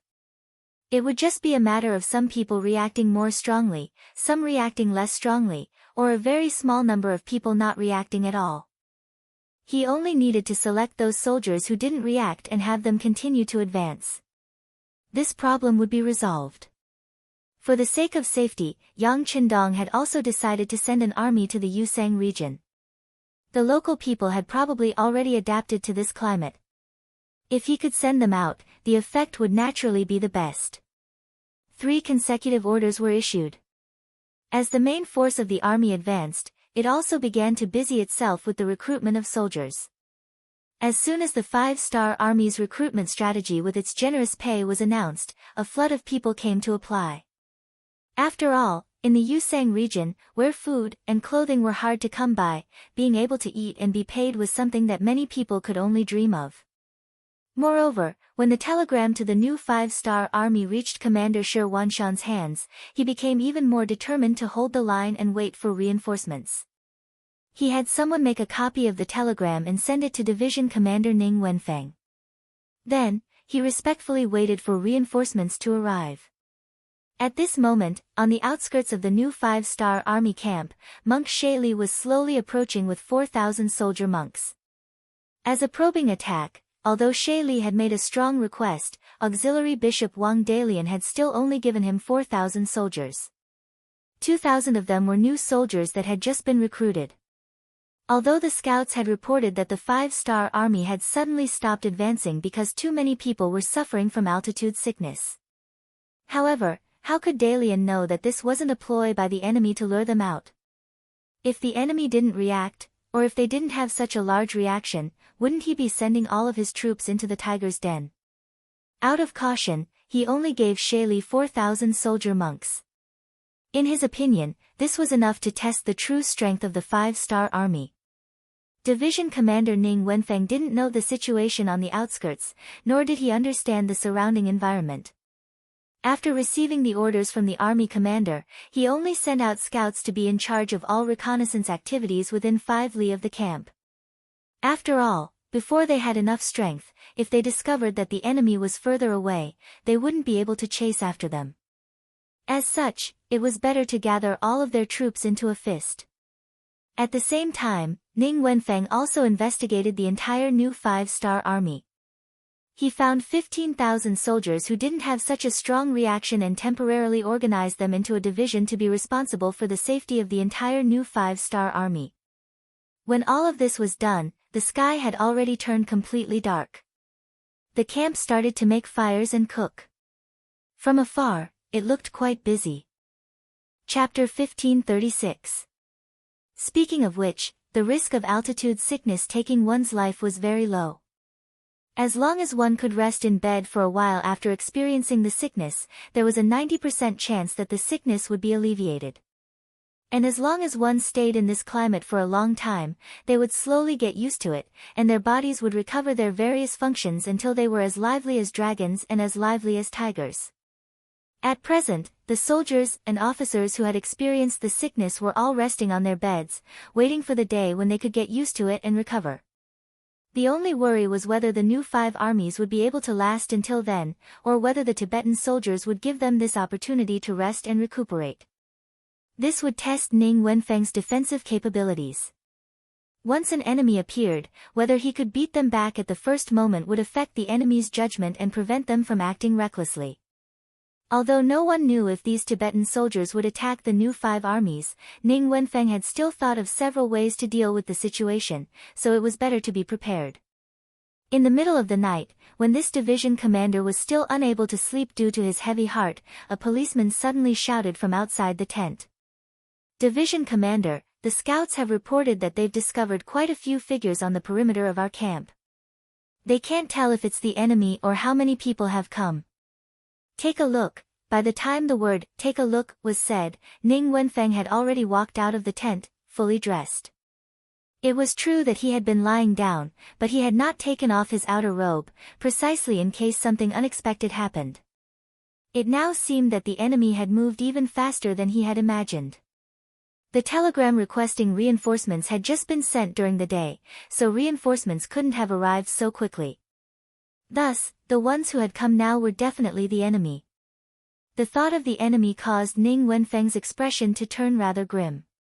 He knew very well that if he couldn't beat back the first wave of enemies, the new 5 armies would be in real danger once they saw through the true strength of the enemy. Order. All the commanders and soldiers of the provisional division are to move out with this division commander. Ning Wenfeng had decided that he would either not move or use all his strength. In order to not let the other party see through the true strength of the 5 fresh armies, he gave up on the idea of probing the strength of both sides. The moment he made his move, he would send all of his 15,000 soldiers to give the other party the impression that they were powerful. Only in this way could he achieve the goal of effectively shocking the other party. The new 5 armies quickly became lively. The soldiers of the newly formed temporary division looked for their squad leaders looked for their platoon leaders looked for their company commanders, and so on.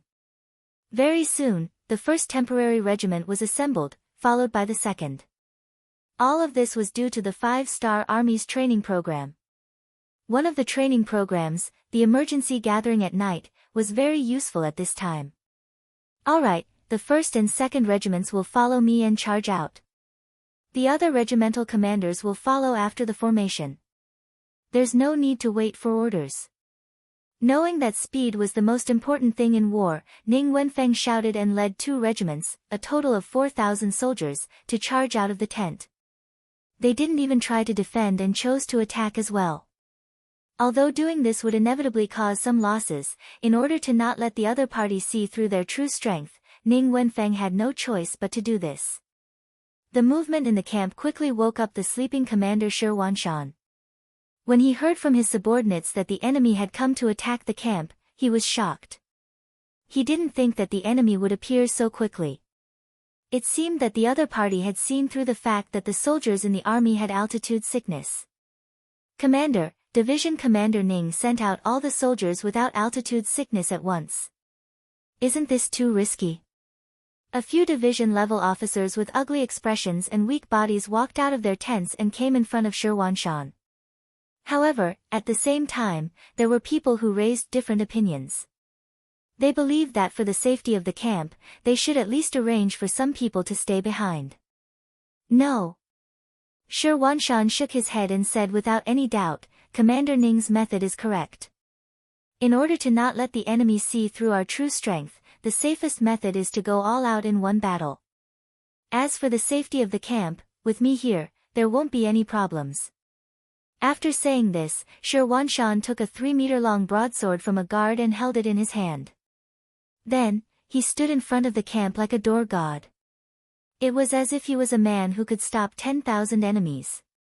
Men, bring this division master's spear over as well. Seeing this scene, the commander of the 1st Cavalry Division, Ancient River, propped up his sickly body and said to the guards beside him. With Shi Wanshan taking the lead, the commander of the 1st Cavalry Division, Ancient River, the commander of the 2nd Cavalry Division, Li Yu, and the commander of the 3rd Cavalry Division, Meng Chao, all picked up their weapons and stood in front of the camp. Although some of them were still extremely weak, they would still pick up their weapons and fight to the death if an enemy came to kill them at this time. This kind of stance of wanting to fight to the death influenced more people.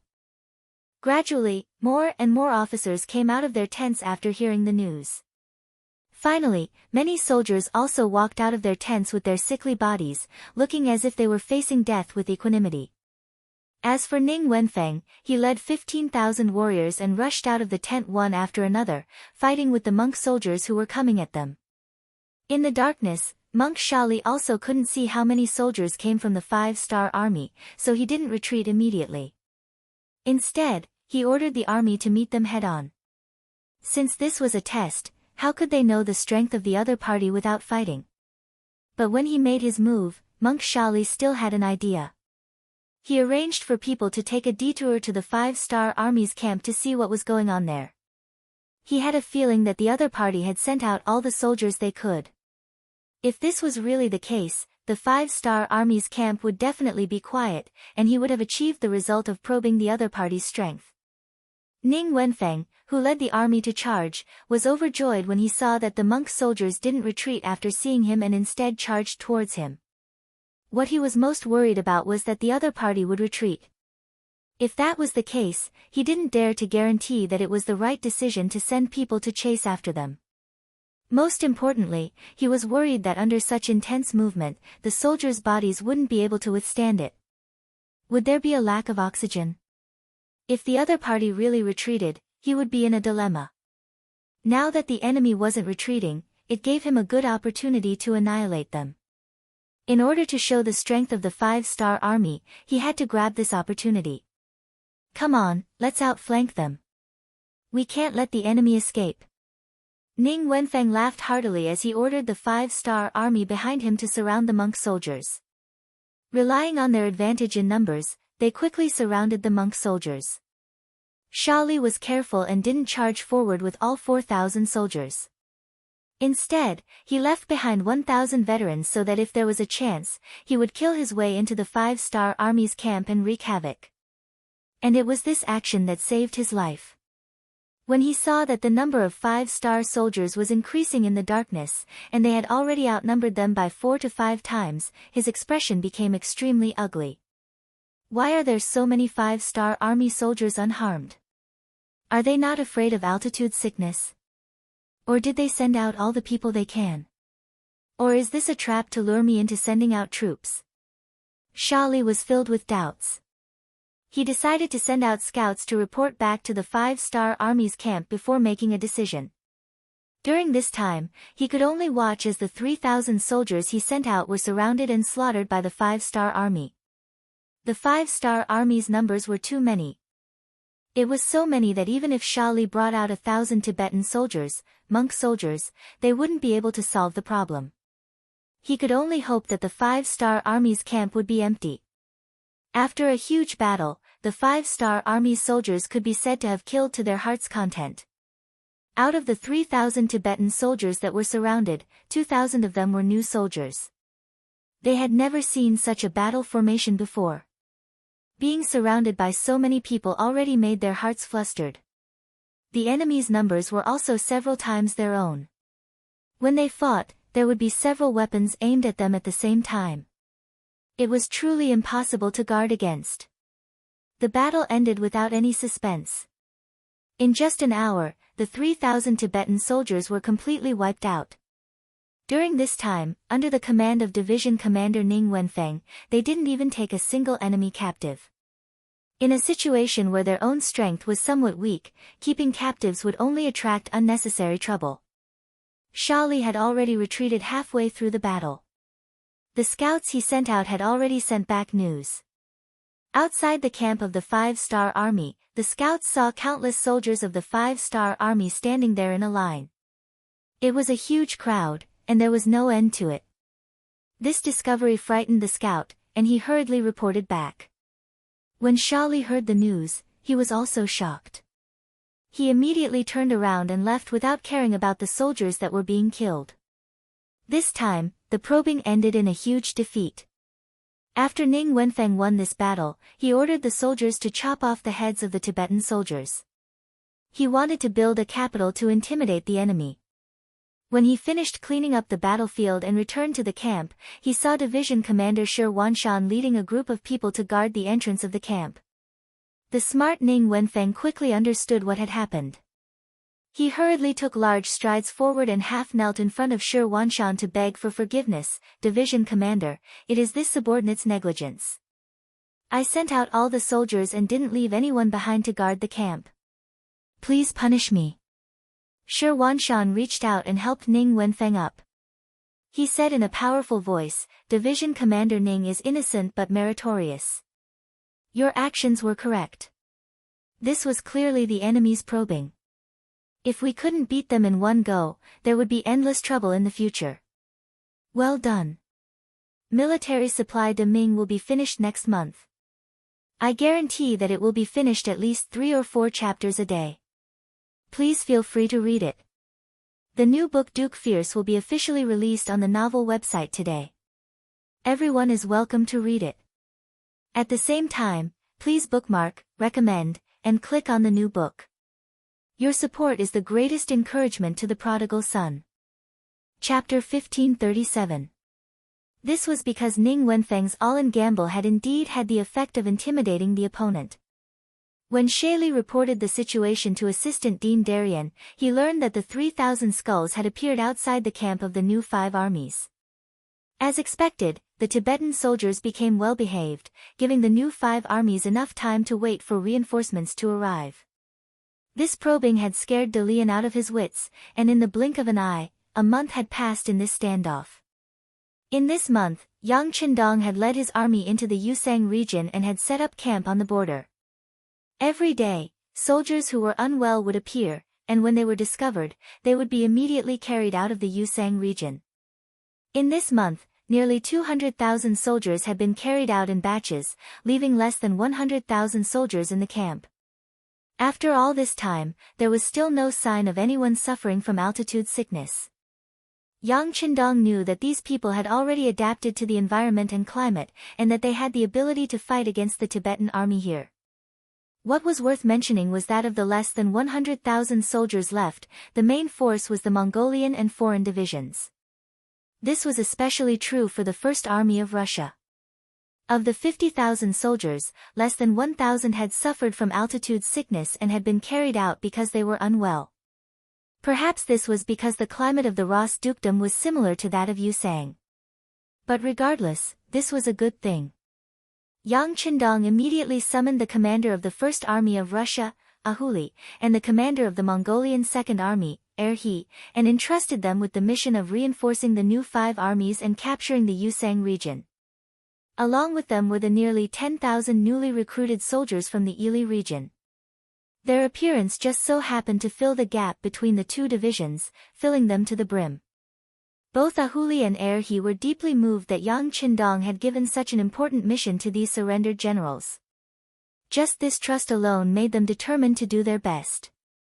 At the same time, this was a good chance for them to perform and render meritorious service. With Yang Qindong's orders and trust, the Russian 1st Division and the Mongolian 2nd Division set off into the depths of Yusang. Yang Qindong turned around and led his army out of the Yusang region. Their destination was the Timur Empire, where they were prepared to advance on the Delhi Sultanate. After leaving the Yusang region, the soldiers quickly began to recover. By the time they reached Srinagar of the Chagatai Khaganate, the morale of the army had returned to normal. Half a year ago, the Chagatai Khaganate had been destroyed by the 5-star army, and it was now in a period of reconstruction. When Yang Qindong had stationed his troops in the Yusang region, he had sent a telegram to the new army corps in the first city to prepare enough provisions and transport them here. Here, Yumian had to be emphasized. Previously, Yumian had strongly disapproved of occupying the Far East and using it as a springboard to enter the Golden Horde and the Ras Duchy.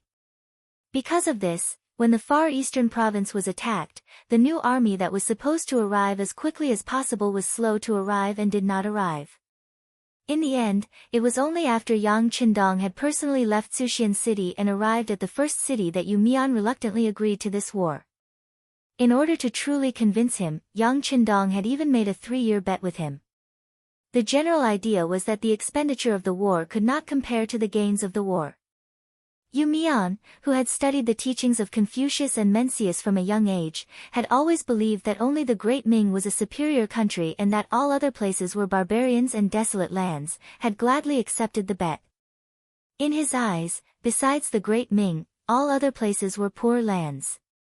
Even if they occupied those places and won the war, their gains would be limited. Otherwise, there would be no such thing as a militaristic war. However, the outcome of the war was so unexpected that even Yang Qindong himself did not expect that after destroying the Golden Horde and the Ras Duchy, the gains would be as much as 500 to 600 million silver taels. When he received this news, Yumian knew that he had lost and was sincerely convinced of his loss. Whenever Yang Qindong wanted to expand his territory, he would raise both hands in agreement. This time, after receiving Yang Qindong's order, Yumian, Tiger's Mane, and Yang Si made sufficient preparations. Other than leaving behind the necessary rations in the first city, the rest of the people were transported to Srinagar city to prove their determination to support this war. Not only that, they also sent a report to ask for instructions. If necessary, the new regiment could also send troops to participate. Yang Qindong was naturally happy to see the change in Yumian and the others' thinking. He needed provisions. The provisions brought by the army were given to the 1st Division of the Russian Army and the 2nd Division of the Mongolian Army. Now that the army was short of provisions, there was no need for reinforcements. He still had more than 200,000 people, which was enough to deal with the following situation. Just like this, when Yang Qindong brought the main army to Srinagar city, the city was already filled with provisions and was personally guarded by the 2nd Division of the Mongolian Army. The commander of the 2nd Division of the Mongolian Army, Nyo Duo, was also a Tiger general. He was arranged to be in charge of patrolling the area from the beginning to the end. This time, when he heard that the 6th Young Master's army needed provisions for the East expedition, he personally led the 305th and 306th regiments to Srinagar city. He wanted to see if there was an opportunity to follow Yang Qindong to the front line. In Srinagar city, when the main force of the 5-star army arrived, they saw Nyo Duo and his men waiting at the city gate. Not only that, they had also prepared a hot meal and were waiting for the army to arrive to eat. Subordinate greets the 6th Young Master. When they saw Yang Qindong appear in front of the city gate on his white dragon under the protection of the Black Cavalry, Nyo Duo brought his 2 division commanders, Chu Duo and Mo Benyi, to kneel on the ground to greet him. Rise. When he saw Nyo Duo, Yang Qindong's face was full of smiles. Even though he was the commander of the 2nd Division of the Mongolian army, he was a Han Chinese. "Thank you, 6th young master." Niu Duo responded and then raised his head. His face was full of excitement.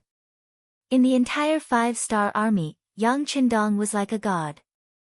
It could be said that wherever he appeared, he had never lost a battle. Wherever he pointed his sword, it would not take long before that place became one of Yang Xie's new areas of influence. Since ancient times, there had never been a true Han that could achieve such a feat to be able to open up such a vast territory, to the point that when other races heard the name of Han, they could not help but reveal looks of reverence or tremble in fear. But Yang Qindong did it. He made the Han Chinese the most supreme race in the entire Asia region. Looking at the current situation, the status of the Han Chinese would spread to Europe, Africa, and even further. Just based on this, he should be respected by all the Han Chinese. When Yang Qindong saw the burning look in Niu Duo's eyes, he naturally knew what was going on. However, he was not arrogant. His goal was not achieved yet. He still needed to work hard. It was far from the time to relax and celebrate his victory. "Commander Niu, thank you for your hard work," Yang Qindong said with a smile. "6th young master, thank you for your hard work. The food has been prepared and the rations have been sent over. It is enough to feed the 200,000 soldiers for at least a year." Niu Duo took this opportunity to report the completion of his mission. "Good, let's enter the city." Yang Qindong chuckled as he exerted force with his legs. Immediately, the white dragon slowly moved forward and went straight into Srinagar city. Srinagar city was just beside the Indus River. At the same time, it was not far from the border of the Hadri Sufan Empire. It was an underground border city. According to Commander Niu Duo's report, when the 5-star army's main force on the Eastern Front forced King Borid to surrender, Er's army was ordered to launch an operation to destroy the Chagatai Khanate. When they reached Srinagar, the Delhi Sultanate almost sent out troops to help. If it weren't for the fact that Er's army was fast enough and didn't give them a chance, the two sides would have fought. "This Delhi Sultanate is quite bold, huh?" Yang Qindong's eyes revealed a trace of disdain when he heard that the other party actually took the initiative to start a war with the 5-star army. Compared to the Yang Xie who controlled a large amount of territory, the Delhi Sultanate was just a small country. It was not an exaggeration to say that it was a small country. With such strength, they actually took the initiative to provoke the 5-star army. It was no wonder that Yang Qindong was so angry.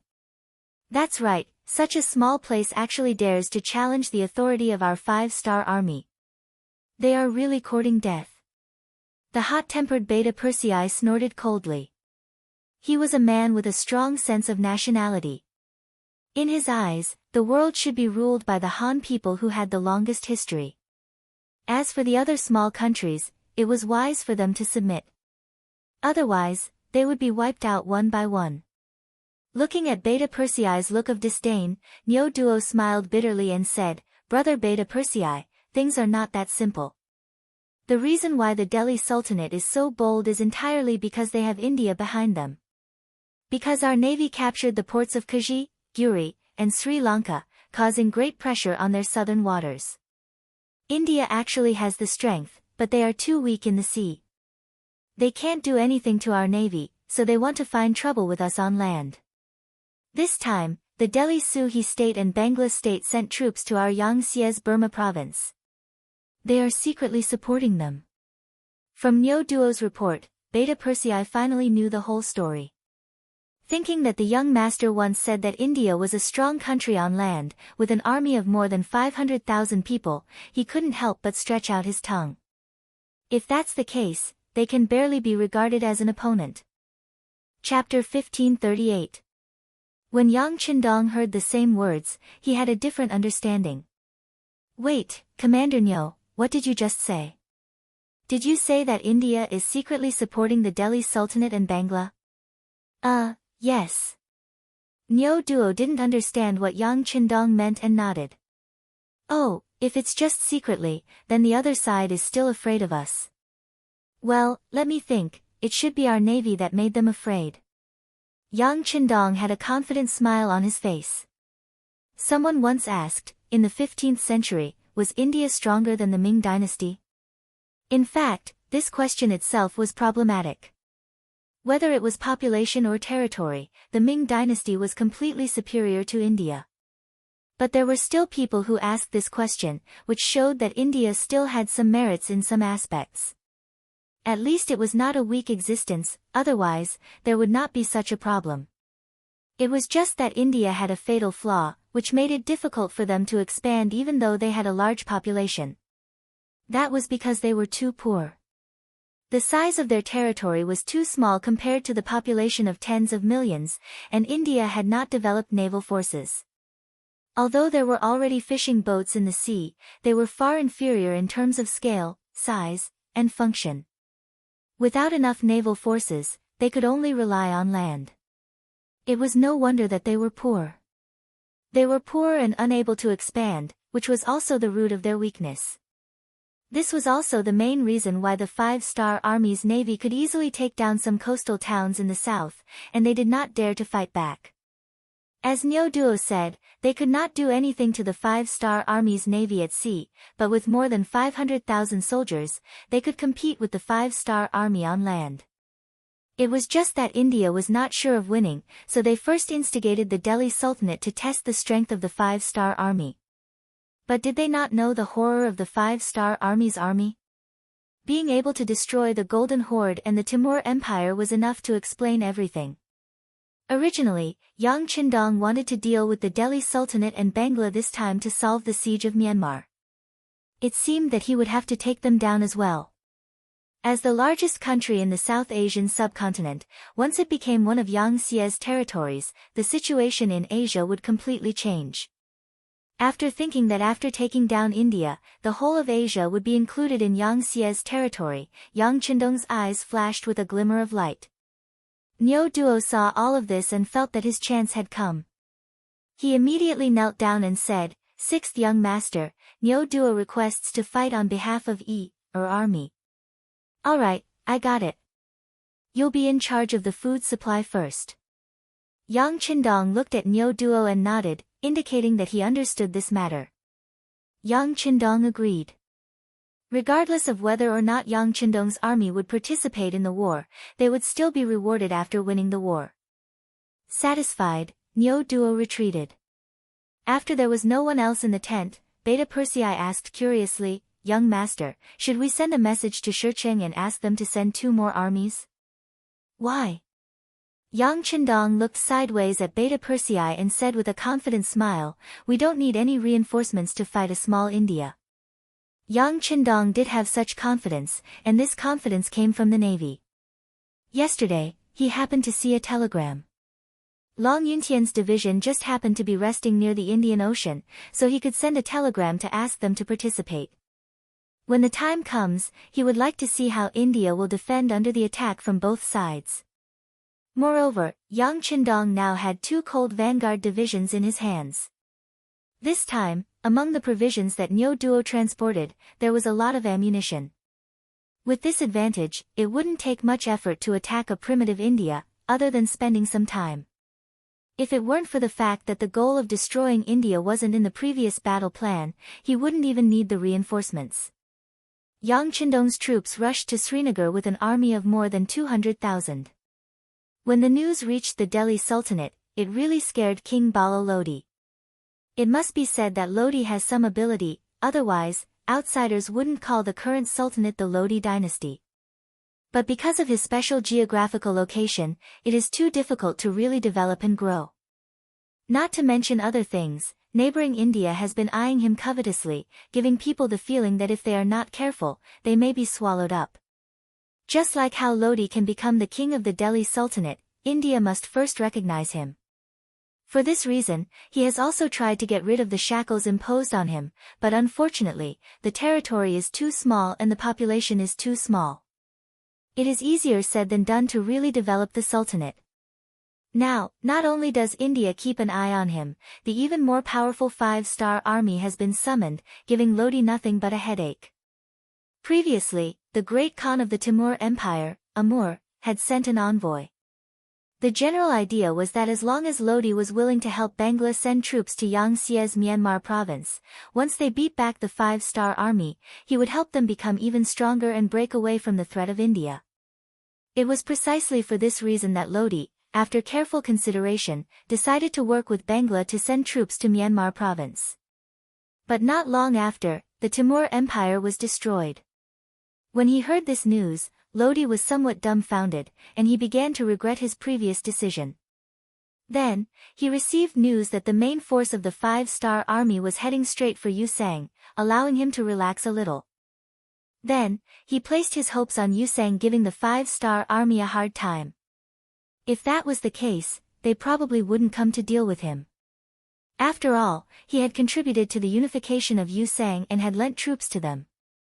But he had never expected that in just a little more than a month, the main force of the Five-Star Army would actually arrive at Srinka and appear in front of him. This truly frightened Lodi. He immediately sent someone to India's King Nehru for help and was willing to submit to him. There was nothing he could do. Compared to submitting to India, he could at least keep his title and property, and he could even have a chance to rebel. But putting aside the fact that all his opponents in the Five-Star Army had been wiped out, all the kings had either died in battle or become prisoners. Just thinking about the consequences gave him a headache. After the messengers were sent out, Lodi spent every day in fear and trepidation, but he did not receive any reply from India. He thought that things might be going in the worst direction, and he was afraid that India would not help him this time. At this moment, Lodi couldn't help but curse Nehru. Earlier, when he had sent troops to Myanmar, he had asked to borrow food to test India's attitude. The result was naturally that he had borrowed the food. This made Lodi understand that attacking Myanmar was also something that India wanted to see, which was why he had dared to act. But now, seeing that Yang Qindong had destroyed the Timur Empire and was extending his tentacles, Nehru was terrified and didn't care about him anymore. This was truly turning his back on him. He had thought of the most vicious words in his heart just to curse Nehru. But it was useless. If India didn't act, they wouldn't send troops. Was he supposed to face the main force of the Five-Star Army alone? That was an army of more than 200,000 soldiers, and it was said that they had the best firearms in the world. This kind of opponent made Lodi feel powerless even before the battle. It wasn't that he hadn't thought of surrendering, but after thinking about it for a while, he still suppressed the idea. There were some things that one wouldn't be willing to give up before trying them out. He still had a glimmer of hope in his heart. The Five-Star Army had just fought a bitter battle with the Timur Empire for more than a year. They must be exhausted and their strength greatly reduced. If they were really tired, how could he say that he didn't have a chance? As long as they could fight against the Five-Star Army, he believed that India would definitely send troops if there was a chance. In that case, wouldn't there be a chance to turn things around? Thinking about it, wouldn't it be an honor to be the first country to resist the attack of the Five-Star Army? As for whether this idea was good or not, at this time, Lodi was completely confused by the Battle of Myanmar. This was because in this battle, other than the 7 divisions of the Cold Front sending a regiment to participate in the battle, the rest were third-rate local armies with mediocre combat power. It was precisely because of this that Lodi had the idea that the Five-Star Army was mediocre. If they didn't have the world's most advanced firearms, they wouldn't be that powerful. With the intention of competing with the Five-Star Army, Lodi ordered General Singhal to take 60,000 soldiers and camp in Lahore, west of Delhi, to stop the Five-Star Army from entering the hinterland of the Sudan. Then, he sent someone to India to inform them of his military plans. He also sent someone to Bangla to ask for reinforcements. Even if he couldn't send reinforcements, he wanted to see if he could transfer back the 20,000 troops he had sent to Burma.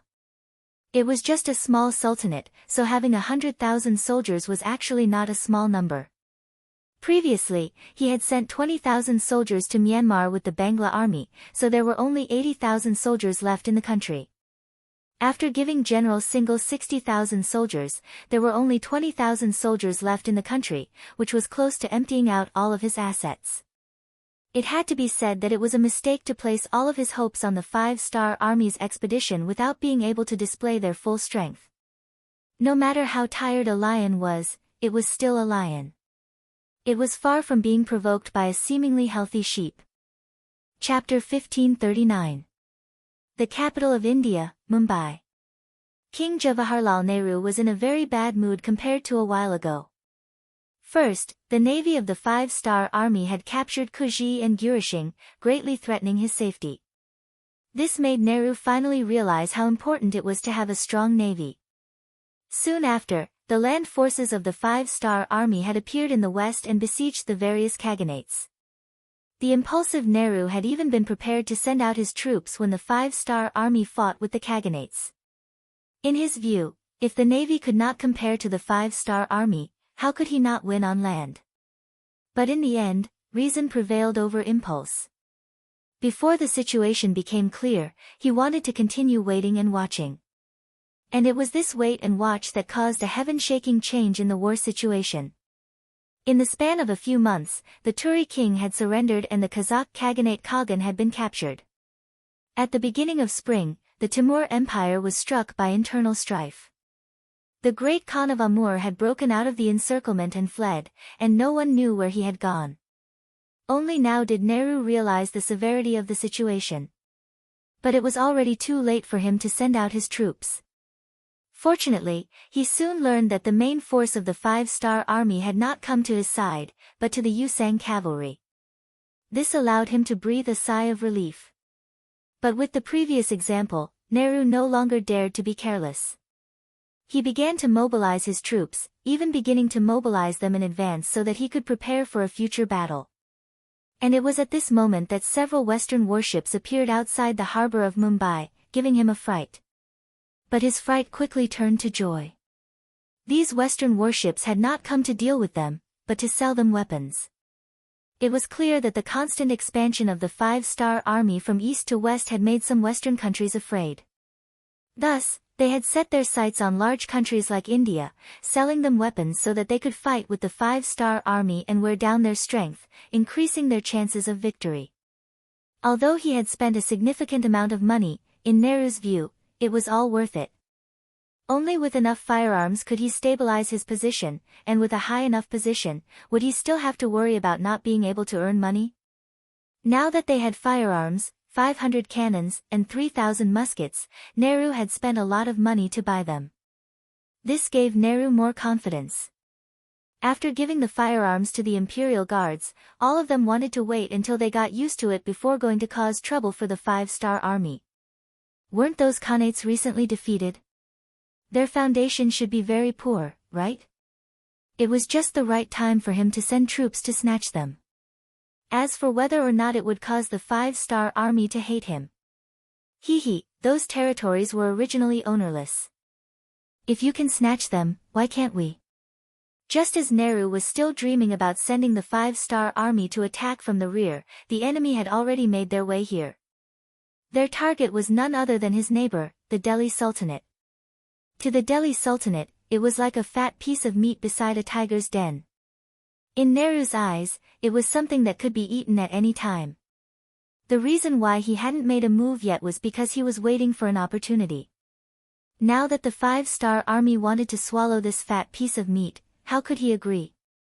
The opportunity that Nehru was waiting for was for the Delhi Sultanate to send troops to fight with the Five-Star Army. When their strength was exhausted, he would make a move and obtain the greatest victory with the least cost. However, he was thinking of sending troops to guide the Sultanate and Bangla to jointly attack Myanmar. He didn't mean that the Five-Star Army would attack and take the initiative to deal with the Sultanate, which would threaten his own safety. Nehru wouldn't sit back and watch such a thing happen. He summoned his officials to discuss the matter of supporting the Delhi Sultanate. The officials below also gave suggestions, but most of their opinions were very unified. They didn't need to send troops first, they only needed to send envoys. They needed to properly warn the Five-Star Army and tell them that India and the Sultanate had been friendly countries for hundreds of years. If the Five-Star Army sent troops, they would definitely not stand by and watch. Obviously, this was because the Five-Star Army's previous action of destroying the Khaganate had frightened everyone. Unless it was necessary, they really didn't want to be enemies with a powerful enemy like the Five-Star Army. Therefore, they thought that sending someone to warn the five-star army was enough. Until now, the Indians still had their own pride. They thought that they were still very strong and the five-star army definitely wouldn't ignore their warning. This country that could carry dozens of people on motorcycles in the future did indeed have a strange side to them. What they didn't know was that this time, the five-star army's target was them. As for their arrogant belief that no one dared to provoke them, it wasn't even worth a fart in front of the five-star army. If not for the fact that the five-star army had already been fighting for many years against the Golden Horde, the Ras Duchy, and the Timur Empire and the other Khaganates, Yang Qindong would have long ago set his sights on them. There was no reason for him to miss this opportunity. His original intention was for the army to rest and reorganize. As someone who came later, Yang Qindong was keenly aware of how frightening the consequences would be if the army became tired of fighting. The omniscient and omniscient Yang Qindong had clearly made an error in judgment on this matter.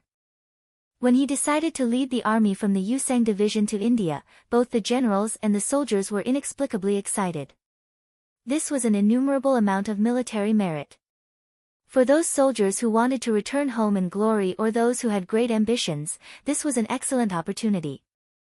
They were used to hardship, and now that they had finally found a way to make a fortune, how could they be so easily at ease? Yes, military merit was a shortcut to promotion in the eyes of many soldiers, and it was also a way to make a fortune. In the eyes of these people, not having a war to fight was the most frightening thing. How could they possibly be tired of fighting?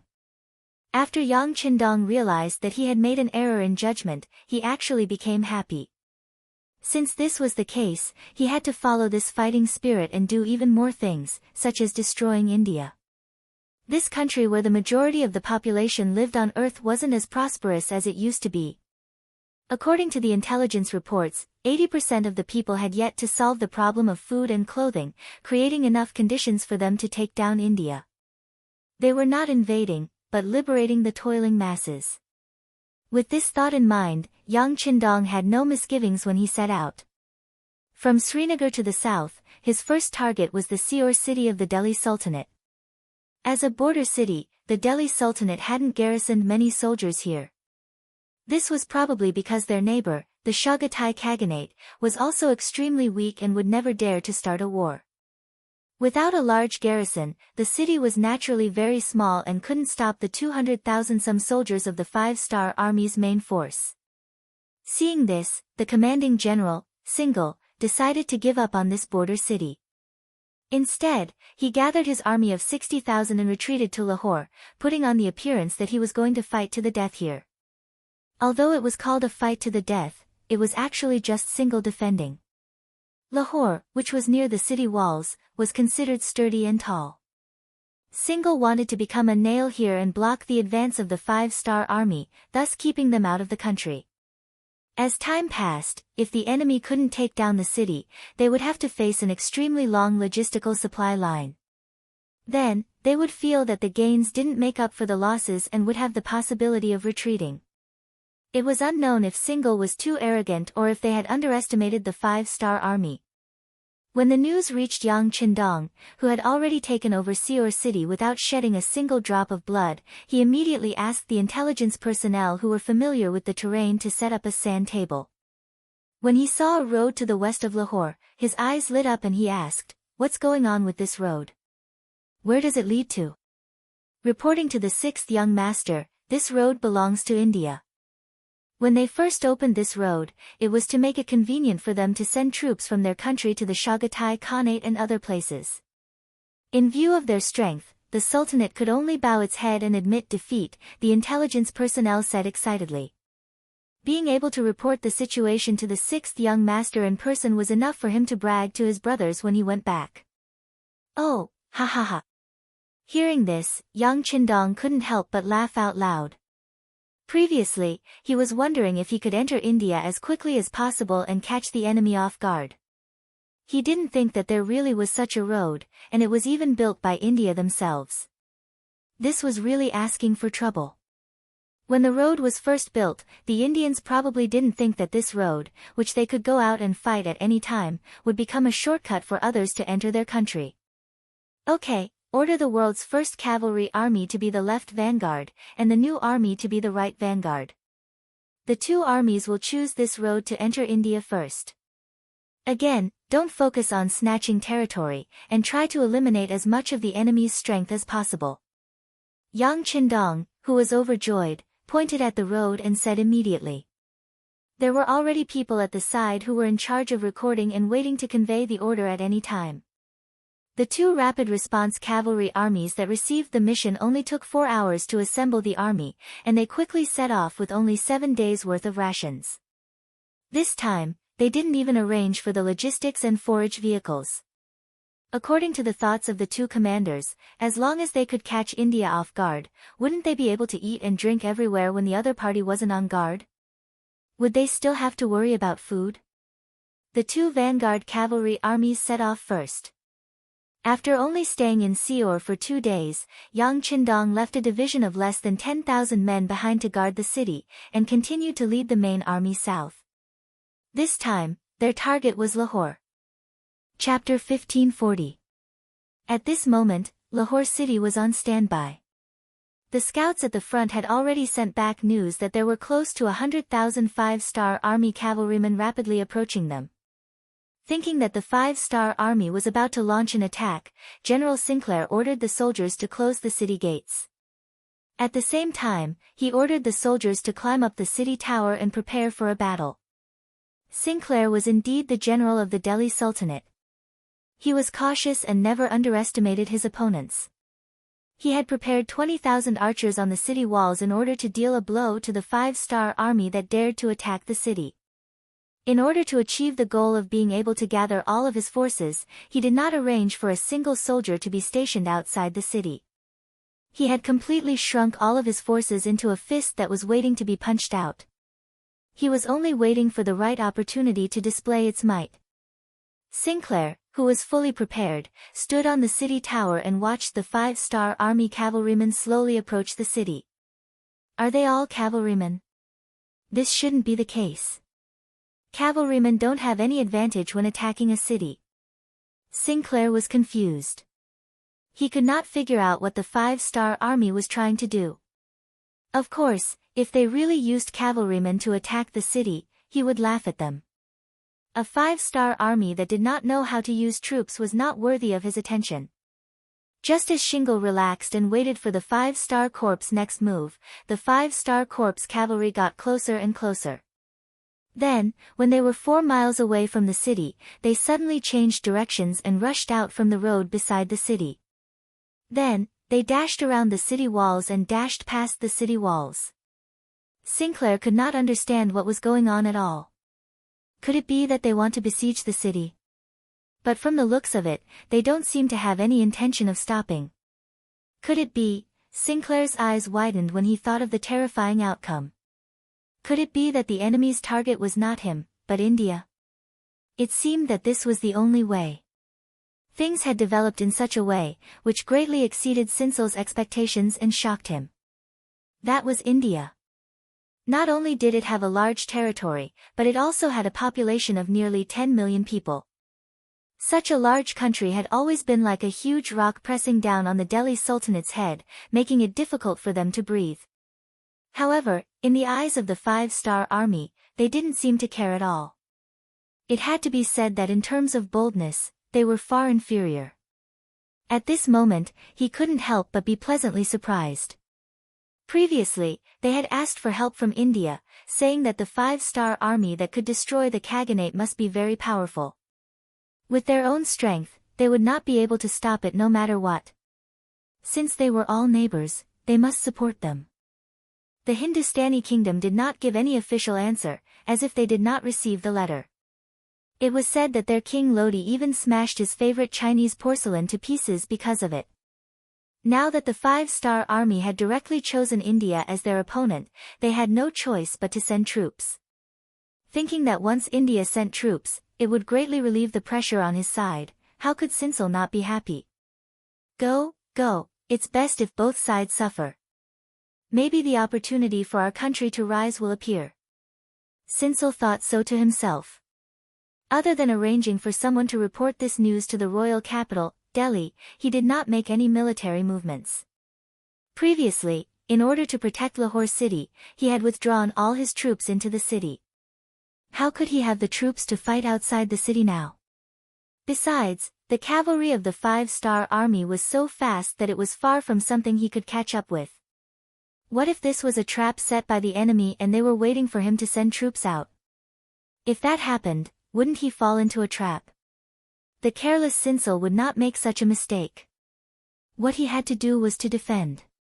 As long as he defended Lahore city, it would be equivalent to blocking the 5-star army's journey to the east towards Delhi. Then, his mission would be completed. In order to lead India into the vortex of war, Sinsal did not do anything. He did not even have the intention to send someone to inform or remind India. This allowed the new army of the world's first cavalry army to go all the way south after passing through Lahore city. When they reached Multan city, they still did not encounter any resistance. When 100,000 cavalry suddenly appeared outside Multan city, the city gates did not even have time to close. With regards to the sudden arrival of the 5-star army, the Indian soldiers here were indeed not prepared at all. They did not even have the basic awareness of being on guard. They watched as the cavalry entered the city and the 2,000 Indian soldiers in the city were slaughtered. They did not even have time to set up the most basic infantry formation before the cavalry rushed in front of them. There was no suspense about what happened next. The border city of Multan changed hands so easily.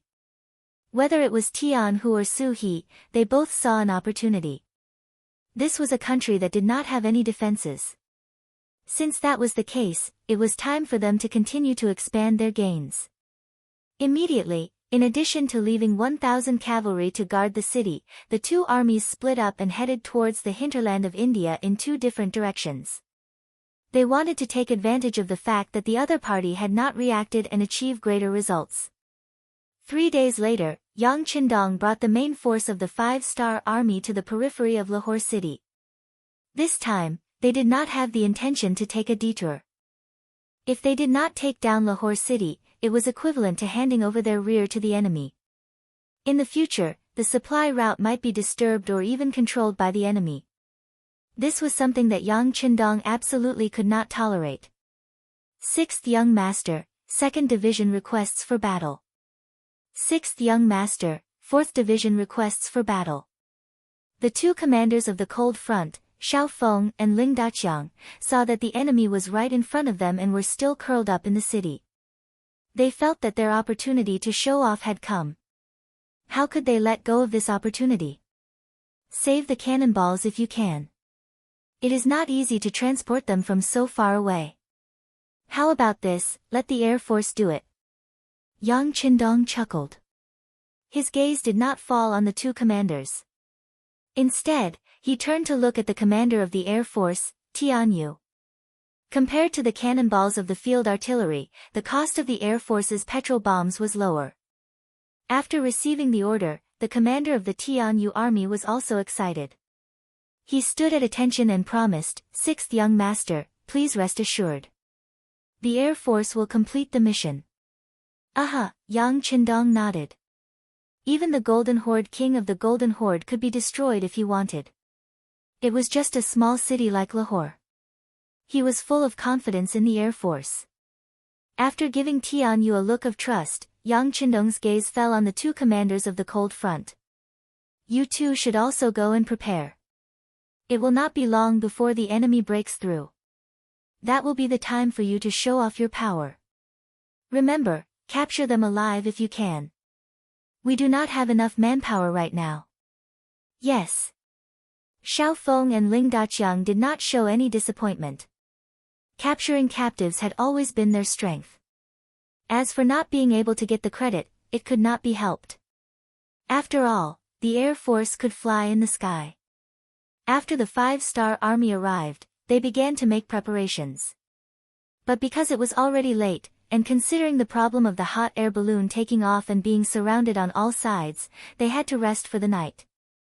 On the city tower of Lahore, Shingo looked bitterly at the 5-star army's encampment that stretched for more than 10 miles outside the city. They finally came, and as soon as they arrived, they surrounded the city and put on a determined look. Did they not know that Lahore would not be easy to attack under his long-term preparations? Weren't they worried that if they stayed here for too long, once the Indian army reacted, not only would the 100,000 cavalrymen be chased out, but the more than 100,000 five-star soldiers outside the city might also be chased out? Forget it. Since you must attack the city, let's see who has more means. Shingle shook his head and walked down the tower. At this moment, he did not have much worry in his heart. In his view, although the five-star army had more people than him, they did not have enough of an advantage. Under his early preparations, it was really impossible for these people to attack the city. Thinking of the bows, arrows, kerosene, sleepers, boulders, and other things that he had prepared in the city, he was relieved. That night, Shingle had a good sleep. In his dream, he saw the five-star army failing to attack the city. In the end, the Indian army finally reacted and chased the five-star army away. In the end, the dream was still a dream. At dawn, the guards woke him up. After breakfast, Shingle walked up the tower in his general's armor.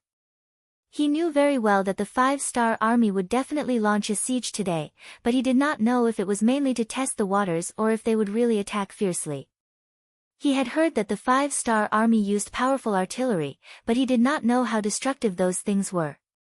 Shingle, who did not even know the power of artillery, was indeed a little ignorant. If he had seen the way the five-star army's firearms attacked a city, he would not be so confident now.